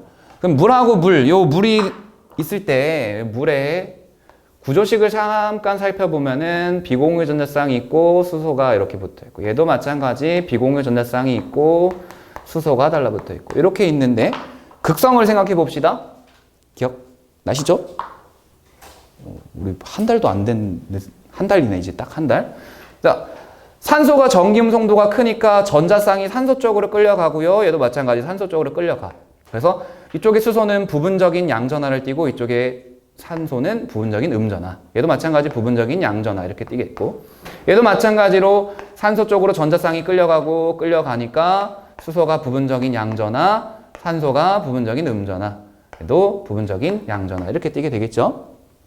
자, 이 상태에서 요 산소라고 하는 애가 양전하, 음전하가 굉장히 강하게 만들어져 있고 반대편에 있는 다른 물 분자의 수소는 양전하가 강하게 형성되어 있으면서 어떤 일이 벌어지냐면 요 산소에 있는 비공유 전자쌍을 이쪽 반대편에 있는 수소한테다가 일방적으로 줘버리는 거야. 그러면은 원래 수소라는 애는 주변에 전자를 2개밖에 못 갖죠. 껍질이 하나밖에 없으니까. 그러니까 기존에 있던 결합을 끊어내 버리고 산소한테다가 줘버리는 거야. 이렇게. 그리고 이쪽으로 달라붙어 버리는 거지. 그러니까 이렇게 원래 이쪽 산소랑 만나고 있다가 이쪽 산소한테 휙 넘어가서 바람 피는 거지. 그래서 슉 넘어가는 거예요. 그러니까 왼쪽에 있는 산소는 그대로 O 하나에다가 비공유 전자쌍 H 이렇게 붙어버리게 되는 거고, 오른쪽에 있는 물은 O에다가 이쪽에 수소가 하나가 달라붙게 되고 H 이렇게 붙어버리게 되는 거지. 그러면서 전체적으로 OH 원래 가지고 있던 전자보다 하나가 더 들어왔고 원래 가지고 있던 전자보다 하나가 덜 들어왔고 이렇게 만들어지는 거예요. 그래서 산소가 부분적인 음전하가 강하기 때문에 다른 분자에 있는 수소를 떼어온다라고 생각하시면 되고요. 이렇게 해서 OH-라는 애랑 H3O+라고 하는 애 이렇게 둘이 만들어진다. 이걸 물의 자동이온화라고 합니다. 그래서 OH-, H3O+, 수산화이온, 하이드로늄 이온 이렇게 있는데 이 하이드로늄 이온은 우리 사실 그냥 이렇게도 불러요. 수소 이온과 같은 거다라고. 실제로 이게 수소 이온이라고 하는 게 수용액에는 존재하지 못하고요. 이 수소 이온은 항상 물에 달라붙어서 이렇게 H3O+라는 형태로 있어. 그러니까 뒤에 가서 내가 이걸 쓰든 그냥 두 개가 똑같은 거다라고 생각하시면 됩니다. 그래서 이렇게 둘이 됐어. 근데 우리 이렇게 만나면 뭐가 돼? 다시 물 되지, 그지? 이렇게 만나면 다시 물 되잖아. 다시 물이 되는 역반응도 아주 잘 일어난다. 이렇게.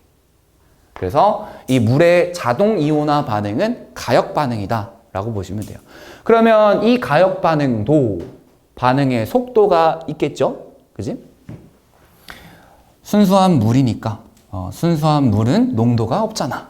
농도가 그냥 100%인 거잖아. 그러니까 얘 농도에 따라서 변하지는 않겠네요. 그 뭐에 따라 변하겠어? 온도에 따라 변하겠지? 그러면 아까 일반적으로 온도가 올라가면 반응이 더 빠르게 잘 일어난다고 했잖아요. 그죠? 그래서 이 물의 자동이온화 반응은 온도가 높을수록 더 빠르게 잘 일어난다. 이렇게 보시면 됩니다. 자, 그래서 물 두 분자가 자동 이온화 반응을 하게 되면 OH-하나하고 H3O+, 하나 이렇게 하나씩 나오지. 그래서 요 OH-의 양이랑 H3O+의 양, H+의 양은 항상 어때요? 같게 나오죠. 그지? 순수한 물만 있는 경우에는 이제 여기에서 우리가 뭘 볼 거냐면 얘네들의 몰 농도를 볼 거예요. 몰 농도.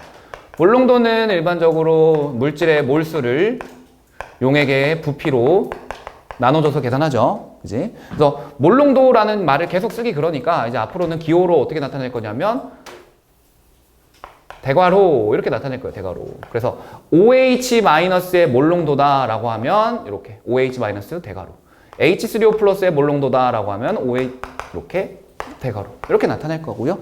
요 둘의 양이 똑같게 나오니까 몰 농도도 똑같게 유지가 되겠죠? 이때 둘의 양이 얼마 정도 되냐면 1.0 곱하기 10의 마이너스 7제곱 몰 농도 이 정도 됩니다. 순수한 물이 자동 이온화로 만들어내는 OH-랑 H3O+의 양은 1.0 곱하기 10의 마이너스 7제곱 정도. 엄청나게 조금밖에 못 만든다는 거지. 그지? 자, 이때 두 이온의 농도 곱을 가지고 우리는 자동 이온화 상수 라고 얘기를 하고 이거를 KW라고 씁니다. 그래서 둘의 농도를 곱하면은 이렇게 쓰면 되겠죠. H3O+의 농도 곱하기 OH-의 농도 2를 곱해보게 되면은 1.0 곱하기 10의 마이너스 7제곱의 전체 제곱이니까 1.0 곱하기 10의 마이너스 14 이렇게. 그래서 이거를 자동이온화 상수 또는 이온 곱상수 이렇게 얘기를 하는데 순수한 물에서 OH-하고 H3O+하고 10의 마이너스 7제곱 몰농도로 나온다고 했는데 온도가 높아질수록 빠르게 잘 일어나니까 온도에 따라서 이 농도가 바뀔 수 있죠? 그지? 자, 이 10의 마이너스 7제곱이라고 쓰는 농도는 언제 기준이냐면 기준은 25도씨라고 하는 상온을 기준으로 해서 25도씨에서만 10의 마이너스 7제곱이고요. 그래서 25도씨에서만 자동이온화 상수가 10의 마이너스 14제곱이 됩니다. 그래서 자동이온화 상수하고 OH-의 농도 H3O+ 셋의 관계가 그냥 얘는 둘의 곱이다. 그래서 둘 중에 하나를 알고 상수를 알고 있으면 다른 하나를 구할 수 있겠죠. H3O+의 농도는 OH-의 농도 분의 자동이온화 상수 이런 식으로 해서. 그래서 그냥 간단하게 지수 계산하는 문제들 위주로 많이 나올 거예요. 그러면 이러한 수용액의 액성 어떻게 판단하느냐? 이제 수용액에 들어있는 용액에 들어있는 H3O+의 몰농도하고 OH-의 몰농도를 가지고 액성을 표현을 하는데 일반적으로 순수한 물 같은 경우에 순수한 물은 자동이온화로 만들어지는 H3O+하고 OH- 밖에 없겠지. 자동이온화로 만들어지는. 그래서 순수한 물에서는 둘이 농도가 똑같아요. 얼마로? 1.0 곱하기 10의 마이너스 7제곱 몰농도로. 근데 산성용액이라고 한다 그러면 산성용액이면 이제 산성물질이 들어왔으니까 산성물질에 의해서 H+가 공급이 될 거 아니야. 그지?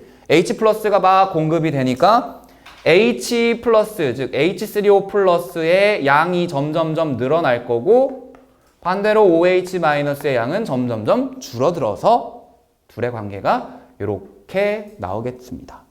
왜냐? 둘의 농도 곱은 항상 이게 나와야 되는데 산으로 인해서 H3O+가 공급돼서 H3O+의 양이 늘어나니까 OH-는 감소하면서 양이 일정하게 유지가 된다. 이렇게 되는 거고요. 염기용액이면 이제 NaOH 같은 애, OH- 공급이 되니까 OH-의 농도가 H3O+의 농도보다 더 크게 나타난다. 이렇게 보실 수 있겠죠. 그래서 산성용액, 중성용액, 염기성용액 이렇게 세 가지에 대해서 H3O+의 농도하고 OH-의 농도가 어떻게 달라지는가 꼭 기억하시고요. 뒤로 넘어가서 이제 그 수소이온을 가지고 농도를 계산을 해서 실제로 이제 pH라고 하는 수소이온 농도 지수 요거 계산할 겁니다. 그래서 pH라고 하는 수소이온의 농도 지수, 수용액에서 수소이온의 농도를 나타낼 때 농도의 역수의 상용 로그 값으로 나타내고 pH라는 기호를 사용한다. 그래서 pH는 마이너스의 로그 H3O+의 농도. 이렇게 간단하게 계산한다라고 보시면 되고요. 각각을 또 나눠볼게요. 순수한 물은 25도씨 기준입니다. 계속 H3O+의 농도가 1.0 곱하기 10의 마이너스 7제곱 몰농도니까 여기에서 pH 계산하면 마이너스 로그 10의 마이너스 7제곱이니까 7 이렇게 나오죠. 그래서 순수한 물에서 25도씨 기준의 순수한 물에서 pH가 7이 나온다. 그래서 이걸 기준으로 해서 pH가 7을 중성이다 라고 우리가 이름을 붙이는 거고요. 산성용액인 경우에 산성용액의 경우에는 H3O+의 농도가 OH-의 농도보다 크니까 맞아요? H3O+랑 OH- 비교하면 그럼 얘가 농도가 1.0 곱하기 10의 마이너스 7제곱 몰농도보다 크게 나타나겠죠? 그지? 그럼 pH가 7보다 작게 나타나겠죠? 그래서 이런 용액을 가지고 이제 산성. 당연히 염기용액은 H3O+의 농도가 10의 마이너스 7제곱보다 작게 나타날 테니까 이제는 pH가 7보다 크게 나타난다. 그래서 요거를 기준으로 해서 염기성 이렇게 나타내면 되겠죠. 지금 전부 다 요거는 몇 도씨 기준으로? 25도씨 기준으로 25도씨 기준으로 나타낸 값이다. 수소이온 농도 지수를 활용해서 pH라는 것도 계산할 수 있는데 우리는 이제 앞으로 뭐도 할 거냐면 pOH라는 것도 할 거예요. pOH. 수산화이온 농도 지수라고 생각하시면 돼요. 수산화이온 농도 지수. 이 녀석 계산하는 건 똑같아. 마이너스. 그냥 P가 붙었다는 거는 마이너스에다가 로그 농도한 거다. 이렇게 생각하시면 되고요. pOH랑 그러면은 pH는 관계가 어떻게 되겠는가? 그 관계식을 우리 자동이온화 상수 구하는 식 요걸 이용해서 찾아보면 돼요. 우리 KW라고 하는 애는 H3O 플러스 농도에다가 곱하기 OH-의 농도 이렇게 계산하는데 얘가 1.0 곱하기 10의 마이너스 14제곱이고요.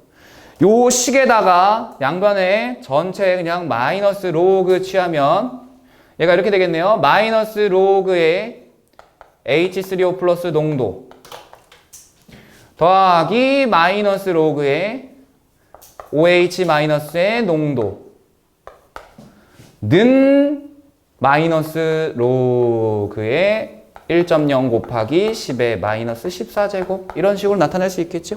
그래서 정리하면 얘가 pH고 얘는 pOH고 얘는 14니까 25도씨 기준에서 pH와 pOH의 합은 14가 나온다. 이렇게 계산하면 되겠죠. 그래서 pOH는 14 마이너스 pH 이렇게 계산하면 됩니다.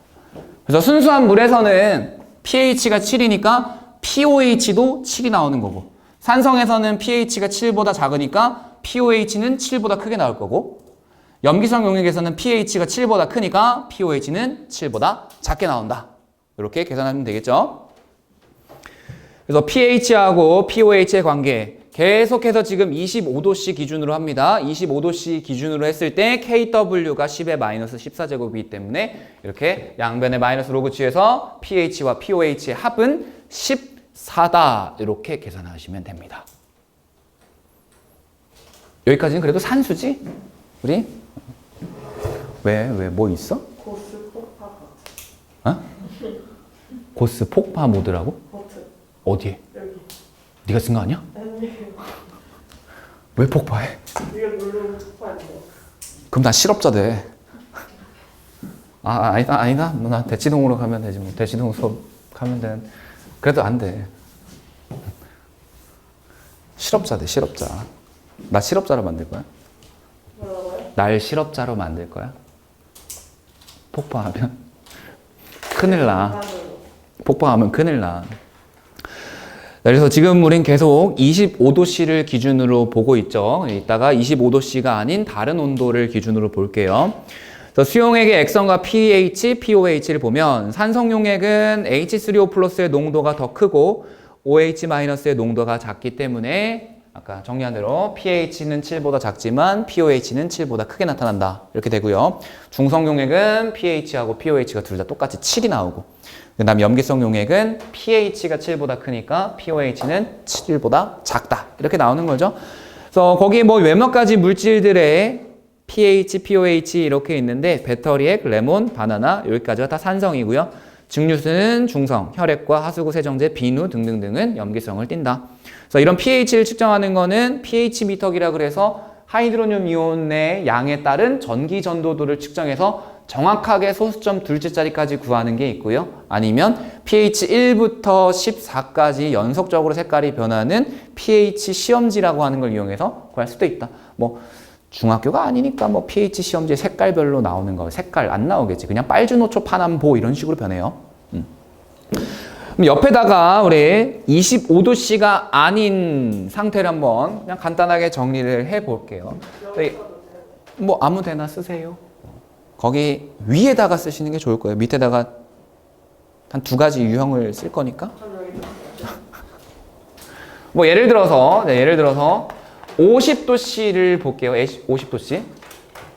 50도씨에서 KW라고 하는 이온화 상수가, 자, 이게 실제 값은 아니고요. 그냥 이렇게 나타내 볼게. 2 곱하기 10의 마이너스 14제곱이다 라고 한다면, 그러니까 2배로 뛴 거지, 그지? 원래는 한 1.3 곱하기 10의 마이너스 14제곱 이렇게 되는데 계산하기 귀찮으니까 이렇게 쓸게요. 자, KW가 2 곱하기 10의 마이너스 14제곱 이렇게 나온다는 거는, 자, 이건 순수한 물 기준이에요. 순수한 물이든 순수한 물이 아니든 어쨌든 50도씨에서는 KW가 2 곱하기 10의 마이너스 14제곱이야. 자, 그럼 첫 번째, 순수한 물에서 H3O 플러스의 농도하고 OH-의 농도는 무조건 같아야 되죠. 그지? 순수한 물이니까 아까 자동이온화를 봤을 때 요 H3O 플러스가 하나 나오면 OH- 하나 나왔으니까 둘의 농도는 순수한 물에서 항상 똑같아야 돼요. 얼마로 같을까? 곱하기 이렇게 똑같겠죠? 그치? 자, 그럼 여기 용액의 이 순수한 물의 pH를 계산해 보면 pH는 마이너스 로그에다가 루트 2 곱하기 10의 마이너스 7제곱 이렇게 되는 거니까 얘는 7 마이너스 2분의 1의 로그 2 뭐 이런 식으로 나오겠지. 로그 2를 0.3으로 잡으면 6.85라는 값이 나오겠네요. 그치? 로그 2를 0.3으로 그냥 잡아서 하면 6.85라는 값이 나오겠네. 그니까 이때는 그러면 뭐야? 7보다 작으니까 산성이네? 하면 되나요? 네. 가 아닙니다. 중성입니다. 순수한 물이기 때문에. 아까 계속 얘기했지만 25도씨 기준에서 pH가 7이 중성인 거야. 근데 얘는 지금 온도가 올라가면서 KW라는 값이 변하고 순수한 물의 하이드로늄 이온의 농도가 변했죠. 그래서 그 변한 기준으로 새로 쓰면 돼요. 그러니까 결론은 이렇게 기억하면 되겠지. 온도가 올라갈수록 중성의 pH가 감소한다. 이렇게. 온도가 올라갈수록 중성의 pH가 감소한다. 50도씨 됐더니 6.85가 됐잖아. 25도씨에서는 7이었는데. 그치? 그럼 80도씨에서는 6.85보다 더 작아지겠죠? 그럼 반대로 10도씨에서는 어떻게 되겠어? pH가 더 올라가겠죠? 10도씨에서는 이게 값이 한 0.8 곱하기 10의 마이너스 14제곱 이렇게 나올 테니까. 그래서 이렇게 온도에 따라서 중성, 기준이 되는 pH가 달라지니까 유의해서 푸세요. 꼭 문제에서 25도씨인지 다른 온도인지. 알겠지? 그거 안 봐서 틀리면은 진짜 너무 아쉽잖아. 그래서 이렇게 온도가 달라졌을 경우에 중성 확인하는 거 한 가지 하고요. 그 다음에 이제 특정한 어떤 용액에서의 pH 구하는 거.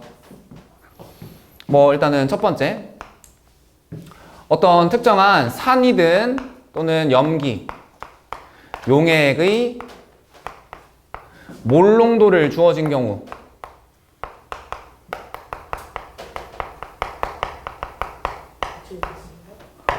뒤에다가 첫 번째, 산이나 염기 용액의 몰 농도를 주어진 경우, 뭐 예를 들어서 HCl이라고 하는 수용액, 염산 수용액이 있는데 염산 수용액이 몰 농도가 0.01 몰 농도입니다. 해주고 얘가 100ml가 있는데 이 수용액의 pH를 구하시오 하고 pH를 구하고 pOH도 구해 보시고 그 다음에 뭐 H3O 플러스의 농도도 구해 보시고 OH-의 농도도 구해 보시고 뭐 이것저것 다 구해 보세요. 나올 수 있어요. 그지? 당연히 여기는 이제 25도씨 기준으로 하고 그러면 이렇게 용액의 농도를 주어진 경우에는 어떻게 pH를 구하느냐? 우리 요거 구하면 되잖아. 그치? 요거 H3O 플러스 몰농도. 그럼 이 H3O 플러스 몰농도를 구한다는 거는 이렇게 보면 되죠. H3O 플러스의 몰수 나누기 용액의 부피. 이러면 H3O 플러스의 몰농도가 나오잖아. 그지? 나오죠? 그럼 이 HCl이라고 하네. HCl은 강한 산이니까 이렇게 H 플러스 Cl 마이너스로 이렇게 전부 다 이온화 해버리지?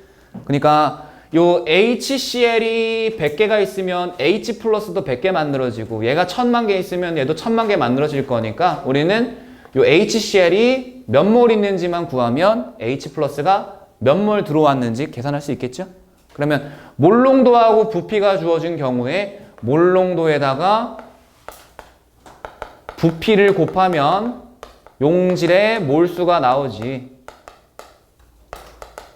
그지? 그래서 H 플러스의 몰수, HCl의 몰수랑 얘랑 똑같이 나올 거니까 얘는 0.01 몰농도, 0.01 몰농도 곱하기 100ml 0.1리터로 무조건 고치시고요. 0.1리터 곱하면 10의 마이너스 세제곱 몰 이렇게 나오겠지. 그래서 계산하면 H 플러스 즉 H3O 플러스에 이거 H3O 플러스고 H 플러스고 뭐 똑같은 거니까 몰농도는 10의 마이너스 세제곱 몰 나누기 0.1리터 하면 10의 마이너스 2제곱 몰농도 이렇게 나오지. 자, 돌아가서 계산하긴 했지만 이렇게 그냥 한 가지 어떤 특정한 수용액이 있을 때는 그냥 이렇게 보면 돼요. 얘랑 용액의 몰농도랑 H3O 플러스의 몰농도랑 그냥 똑같아요. 계산 안 해도 돼. 왜? 어차피 이거 곱하기 이거 한다면 이걸로 또다시 나눠줄 거잖아. 그지? 그러니까 앞으로는 어떤 산과 염기의 용액의 몰농도를 주어진 경우에는 그 용액의 몰농도가 곧 H3O 플러스의 몰농도다 라고 보시면 돼요. 알겠죠? 근데 이게 해당하지 않는 경우가 있어요. 이따가 뒤에 가서 다시 한번 해볼게. 그러면 H3O 플러스의 몰농도가 10의 마이너스 2제곱이니까 pH 계산은 마이너스 로그 이거 그러면 2가 나오겠고 pOH 계산은 pH와 pOH 합이 14니까 뭐 14 마이너스 2 해서 12 이렇게 해도 되고 아니면 어떻게 해도 돼? H3O 플러스의 몰농도가 10의 마이너스 2인데 이거는 어떻게 돼? H3O 플러스의 몰농도 KW 나누기 OH 마이너스의 농도 이렇게 해도 되지? 왜냐면 얘는 얘 곱하기 얘니까 그죠? 그래서 OH 마이너스 몰농도 구해도 되고 아니면은 그냥 이걸 이용해서 POH 바로 계산해가지고 반대로 얘를 구해도 되고 그지? 그러니까 여러 가지 방법이 있는 거죠. 여기서 적용할 수 있는 공식은 얘하고 얘를 더하면 14다라는 거 하나 그다음 얘하고 얘를 곱하면 10의 마이너스 14라는 거 하나 그래서 이걸 적절히 이용하면은 뭐 금방금방 구할 수 있지 그지? 그래서 산이나 염기용액의 몰농도를 주어진 경우에는 그냥 산용액의 몰농도가 곧 하이드로늄이온의 농도다. 이렇게 하면 되는데 그 문제는 이런 거예요. H2A 0.01 몰농도 100ml 뭐 이런 거. 그럼 이번에는 얘는 무슨 차이가 있냐면 얘가 H2A라는 얘기 때문에 H 플러스가 2개 나오고 A2 하나 나온다 이거지. 한 분자가 이온화하면 2개가 나오는 거잖아. 그지? 그러니까 얘랑 같으면서도 조금 다른 거야. 얘는 한 분자가 이온화하면 하나 나오니까 농도가 똑같은 거고 얘는 한 분자가 이온화하면 2개가 나오니까 얘의 농도의 몇 배? 2배만큼 나온다. 그래서 이 용액의 H3O 플러스의 농도는 0.02몰 농도 이렇게 계산하셔야 되고요. 요거 그대로 이제 pH 계산하면 pH는 2 마이너스 로그 2 해서 1.7만큼의 pH를 갖는다. 이렇게. 응? 이거? 2배 한 거? 이 내용이요? 네. 응. 왜 적냐고요? 뭐예요? 두 번째 거.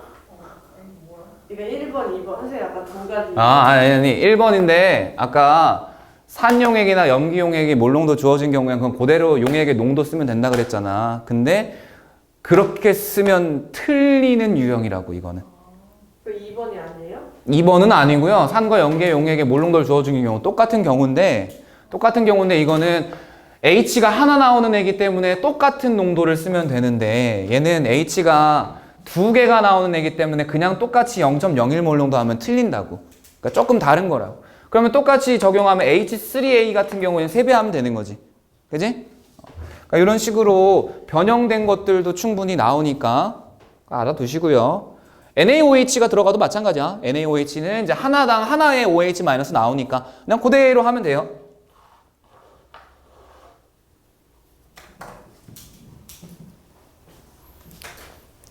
선생님 잠깐 쉬면 좋아. 저기 봐. 유영이가 자기게. 저기 봐. 저기.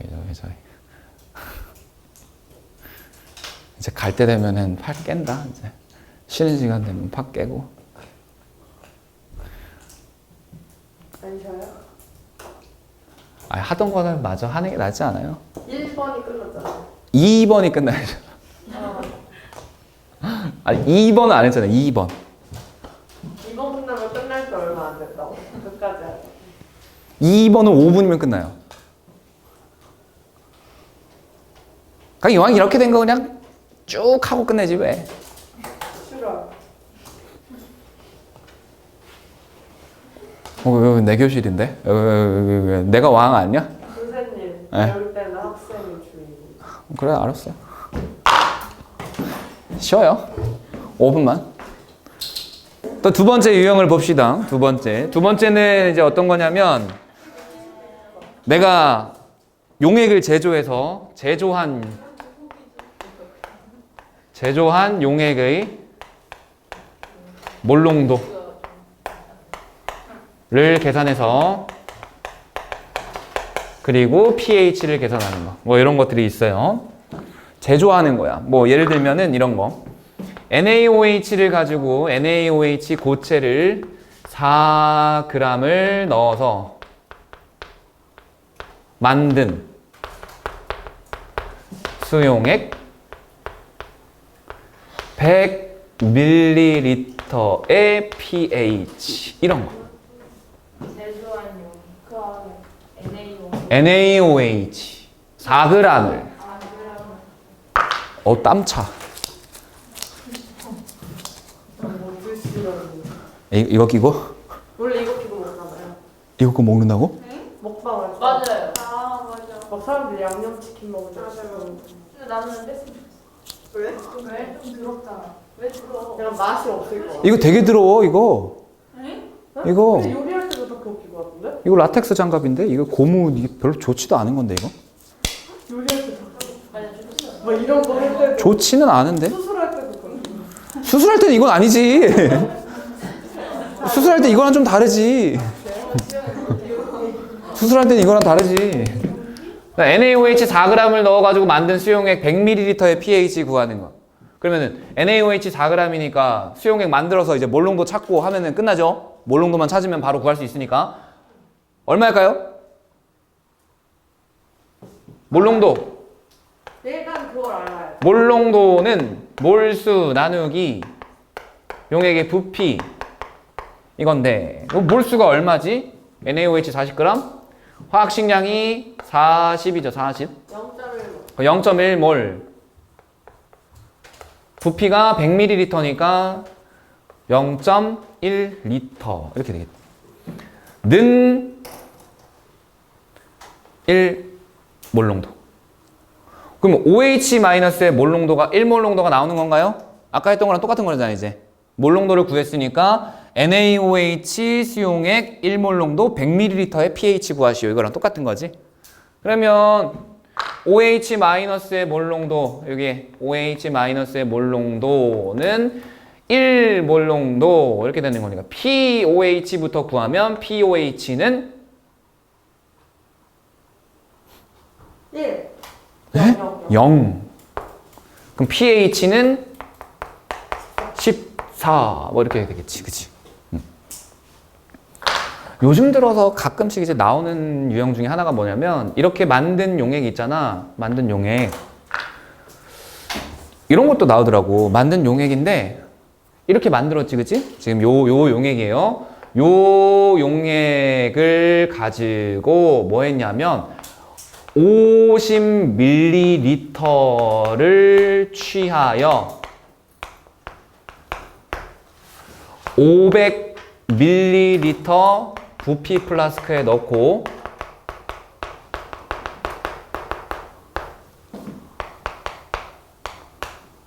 증류수를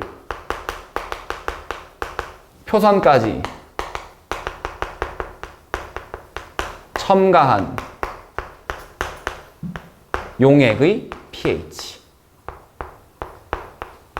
이런 거. 그러니까 왼쪽에서 저기 만들어낸 용액을 가지고 50ml만 따로 빼오는 거야. 왜요?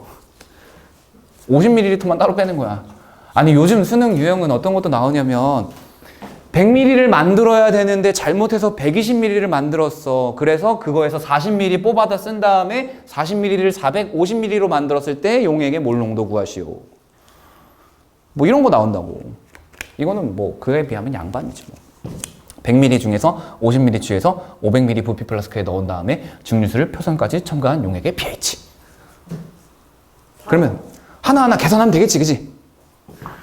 자, 그러면 우리 여기서 4g을 넣어서 만든 거 100ml인데 그 중에서 반만 떼왔으니까 여기 안에는 NaOH가 몇 g 들어있을까?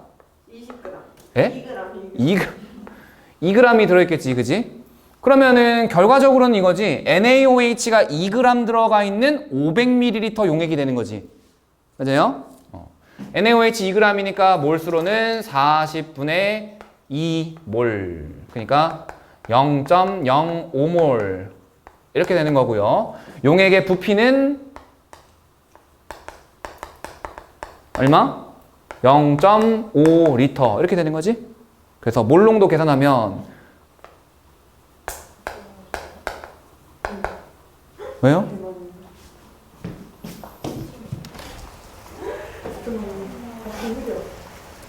이런 날에는 파전에 막걸리 한 잔 착 해야 되는데. 몰농도는 얼마? 용액의 부피 0.5리터 분의 0.05몰. 그러면 0.1몰농도 이렇게 되는 거죠? 0.1몰농도. 그러면 POH가 얼마가 되는 거야? 이게 OH-의 몰농도가 되는 거지, 이게? POH가 1, pH는 13 이렇게 되는 거지. 그지? 그러니까 이게 증류수를 첨가하면 첨가할수록 농도가 낮아지니까 pH가 점점점 떨어지는 거지. 처음에는 pH가 14였는데 이제 pH가 13인 걸로. 여기다가 증류수를 더 넣다 보면 어떻게 될까? pH가 0. 쭉 내려가겠지, 그치? 쭉 내려가는데 7 밑으로 떨어질까요? 안 떨어질까요?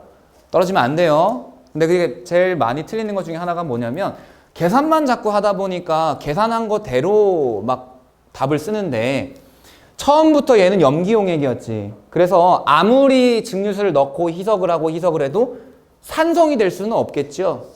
처음부터 염기용액이었으니까. 그래서 따로 쓰지는 않을게요. 처음부터 얘는 염기용액이었기 때문에 증류수를 더 넣고 더 넣어봤자 산성이 되지는 않을 겁니다. 반대로 산성용액에다가 물을 더 넣고 해서 희석을 시키더라도 염기용액이 되진 않을 거예요. 알겠지요? 근데 이런 거 자세하게 계산하려면 사실 화투 가야 돼요. 화투에 가야 돼요.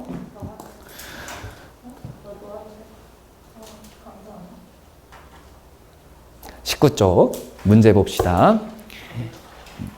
물의 이온화상수 KW는 H3O 플러스 몰농도 곱하기 OH 마이너스 몰농도이며 일정하면 항상 일정한 값이다. 온도죠, 온도. 온도가 일정하면 항상 일정한 값을 갖는다.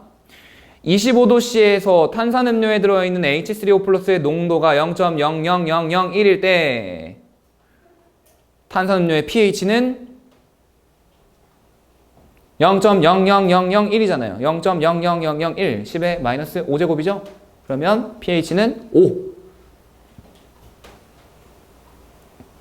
수용액의 H3O 플러스의 농도가 커지면 pH는 작아진다. 마이너스 로그, 역수의 로그 취한 거니까.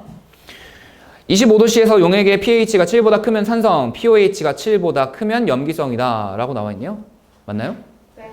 pH가 7보다 작으면 산성, pOH가 7보다 작으면 염기성 이렇게 되는 거죠. 25도씨 기준에서는. 그래서 뒤에 나와 있는 문제들 쭉 한 번씩 보시고요. 조금 어려운 것만 한두 개만 풀어볼게요. 11번으로 갈게요. 26페이지 11번. 이렇게 문제가 많아요? 네? 되게 적은데요? 10명 문제밖에 없는데? 앞에도 있어요. 자, 표는 25도씨에서 두 가지 수용액에 대한 자료다. 가수용액하고 나수용액이 있고요. 가수용액은 HCl이 X몰만큼 들어있는 부피 100ml, pH가 1이다. 가는 HCl이 X몰만큼 들어있는 100ml 수용액인데 pH가 1인 거고요. 나는 NaOH가 0.1몰이 들어있는 수용액인데 부피는 1000ml고 pH는 Y의 값을 갖는 용액입니다. 이에 대해서 HCl과 NaOH는 완전히 이온화되고 X분의 Y의 값을 구하여라. KW 상수는 10의 마이너스 14제곱이다. 이렇게 돼 있어. 그러면 똑같이 한번 해보자. 아까 했던 것처럼 HCl이라고 하는 애의 수용액이니까 HCl의 몰농도를 구하면은 H3O 플러스의 몰농도 구할 수 있는 거지? 그럼 HCl의 몰농도가 얼마가 되는 거예요? 0.1L 분의 X몰 이거지, 그지? 그러면은 10X 몰농도 이렇게 나오는 거죠? 10X 몰농도. 근데 그 값이 pH가 1이 나오는 거니까 pH 1이면은 H3O 플러스 농도가 얼마라는 거예요? 10의 마이너스 1제곱 이렇게 되는 거지. 요거 둘이 갖다 두면 되나요? 그럼 X는 얼마? 1 아니 100분의 1. 이렇게 되겠지? 10의 마이너스 2제곱 100분의 1. 그 다음에 나는 이제 뭐야? NaOH 0.1몰이 들어있는 1000ml 수용액의 pH 구하는 거니까 뭐 아까 했던 거랑 똑같이 한번 해봅시다. 일단은 NaOH의 몰수가 0.1몰이니까 몰농도는 0.1몰 나누기 1000ml니까 1L 0.1몰 농도네요. 그러면은 수산화나트륨 0.1몰 농도라고 했으니까 아까 수산화나트륨에 있는 수산화이온의 농도와 또 농도가 똑같겠지? OH-의 몰 농도는 10의 마이너스 1제곱 몰 농도. 그러면 pOH가 얼마인가요? 1이죠? 그럼 pH가 얼마예요? 13. 두 개 더해서 14가 돼야 되니까. 그러면은 Y는 13. 이렇게 되겠네? 그래서 뭐예요? X분의 Y니까. X분의 Y. 1300이 되겠지? 끝!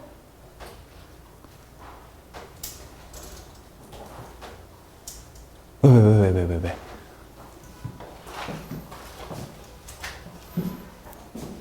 왜? 뭐 찾고 있었어?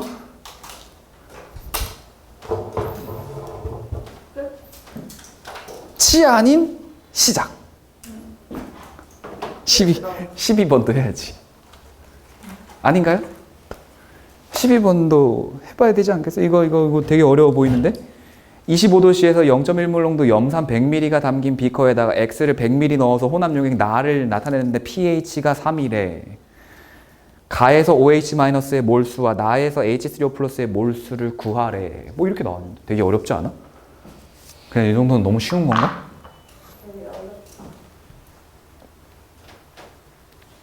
복잡하지? 좀?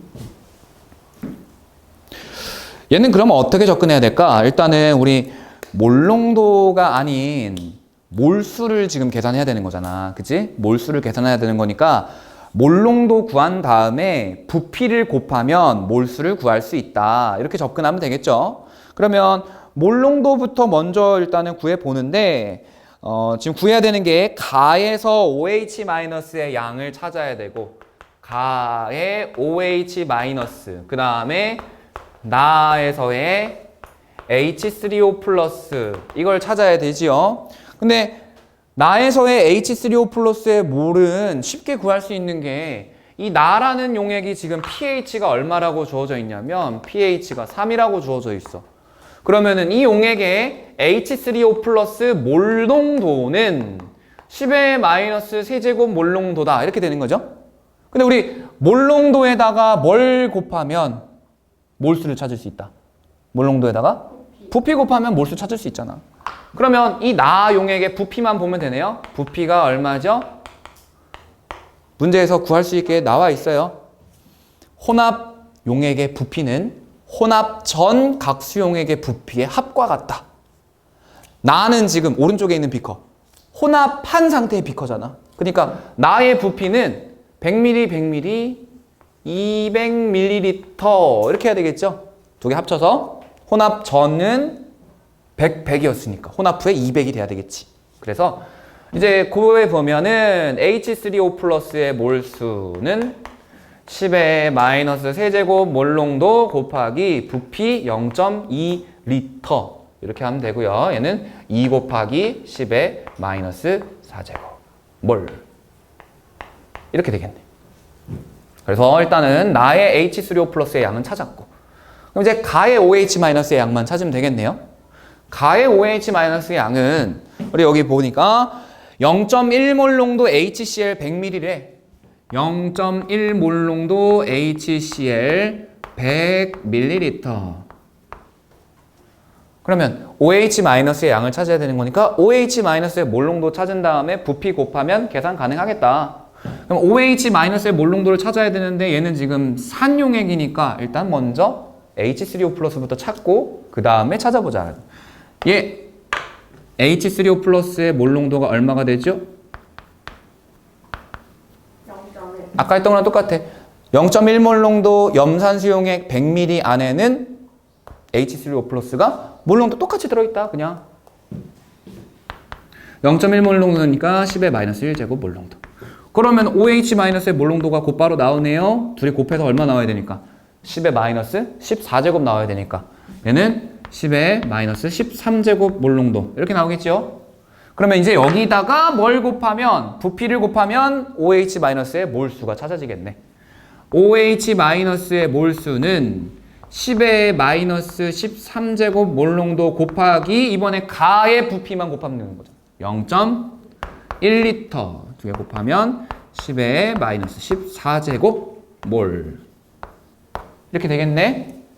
그래서 구해야 되는 거는 가에서 OH-의 양분의 나에서 H3O+의 양이니까 10의 마이너스 14제곱 분의 2 곱하기 10의 마이너스 4제곱 이렇게 되는 거죠. 그러니까 2 곱하기 10의 10제곱 이렇게 되겠네. 정답은 4번 이렇게. 그러니까 몰수 구하는 거기 때문에 몰농도에다가 부피를 곱하여 계산하는 거. 그리고 우리 지금 여기서 어떻게 보면 물리량이 이렇게 5가지가 나오죠. H3O+의 농도, OH-의 농도, KW, pH, POH. 그지? 얘하고 곱한 게 얘인 거고. 그치? 요거에다가 마이너스 로그 취한 게 얘네 둘 더한 게 되는 거야. 그치? 그래서 얘네 둘 더하면 14가 되는 거야. 뭐 이런 식으로 5가지의 관계가 있으니까 그거 이용해가지고 적절히 이용해서 얘를 구하고 얘를 구하고 얘를 구하고 얘를 구하고 얘를 구하고 얘는 어쨌든 근데 25도씨면 10의 마이너스 14제곱으로 일정할 거니까 따로 딱히 구해야 할 필요는 없겠죠. 그래서 여기 자동 이온화와 pH까지 문제 다 풀어 오시면 돼요. 그러니까 여기 몇부터 몇이지 이게? 20부터 26하고 앞에도 있잖아. 20부터 26하고 앞에 어디부터 어디까지지? 39문제.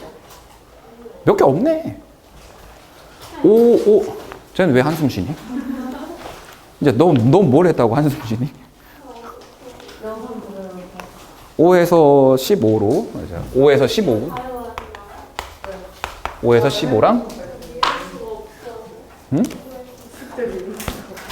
쟤 밀리면은 오늘 끝납니다. 끝이에요. 네.